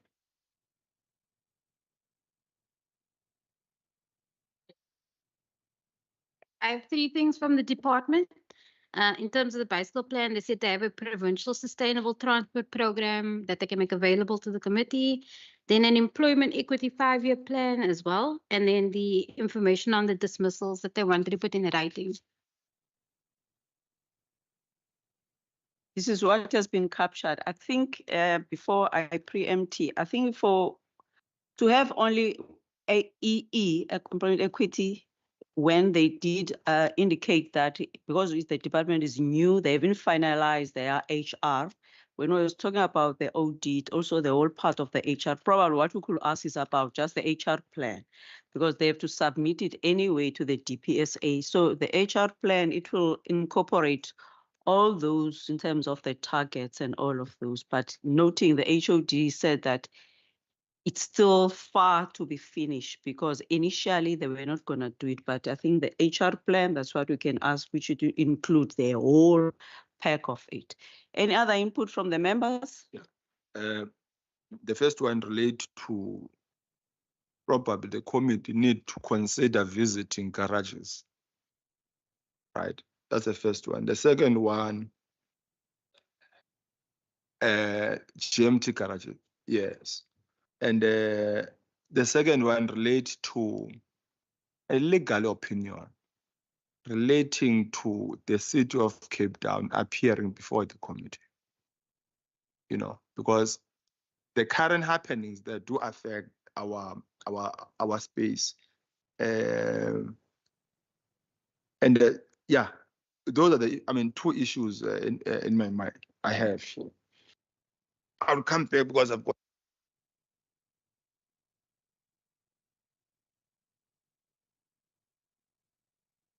Talking about especially this committee or generally, because for the city, generally, I'm subject to be corrected, but I'm using my previous experience. Generally, as the minister alluded to, only if the entity, there will be some, when you follow the money, where that it gets subjected to appear, because you are following your accounting in related to the monies. Just making an example in the context of health, where the health department was giving the city money. So you are following up on that 1 billion. So we need a clarity in this case. If now you are saying the city must come here because they have to respond on their bylaws, no, they can't, they shouldn't. We are not even allow them to whatever, but it doesn't mean as a peers, if they want to, like there was at one time in the infrastructure when the city were just showcasing together with the NCOP in regard to that. So that's why we need the clarity exactly what is it that you want the city to come here for. And then lastly, if you recall, when we had the SC, when we also called the Santaco, where we said within not only the metro, but within, as you know, that the districts, the district municipalities, also even some of the municipalities, they do have some responsibility on the roads, regional roads and all of those. And therefore, when we have a discussion and the transport, then at least the mayors, the district mayors, beyond also the city, we need to engage with them, but not necessary for them to account, because we're looking the whole overall on what is happening throughout the province. So my point is about when we say the city must appear, in terms of the legal aspects, they have no obligation. But if it's about some specifics related, then we need that part of the clarity. I'm just generalizing. Just to propose, because we had a similar discussion in my committee. I think it's a legal opinion. I suspect, as you said, when it's in the sphere of the mandate of the provincial government, you can call people. There's all kinds of powers in play. If it's something that's in the sphere of a local government matter, or for that matter, potentially in a specific legal process, it's a different matter. But my suggestion is the legal opinion approach suggested here, I think, is the right one. Let's clarify that, make it clear once and for all, and then on that basis decide in which way one interacts. It could very well be one of three things. There is a basis on which to call the City of Cape Town yet, depending on the legal advice. It could be inviting them. It's up to them whether they accept the invitation or not, or alternatively, it's a matter that's fully within the it's a matter that belongs in a portfolio committee in the City of Cape Town. But I think the legal opinion route suggestion, I think, is the right one. Two from member Constable. Thank you. In the first resolution with regards to the HR, will the recruitment process and that plan, will it be part of the HR? So then I leave that one alone. Mine would be, Chair, they answered on the consultants, but is there a possibility for us to get a detailed report with regards to the consultants utilized in the previous financial year, as well as consultants that they already appointed in this financial year?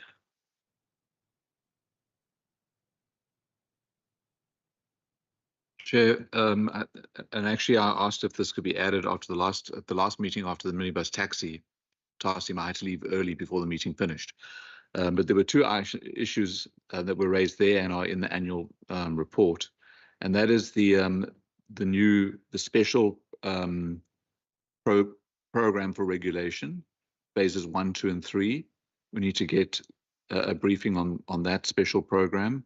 And then the amendment of the public transport operating licensing conditions, which conditions have been amended and what are the new conditions. In particular, I asked around whether those conditions have been incorporated into a bylaw or are busy being incorporated into a bylaw by the city.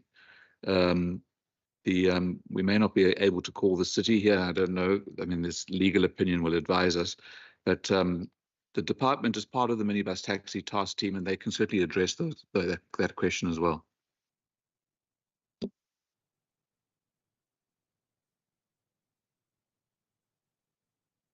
No, Chair, I'm comfortable, but I'm not sure where I might have missed this.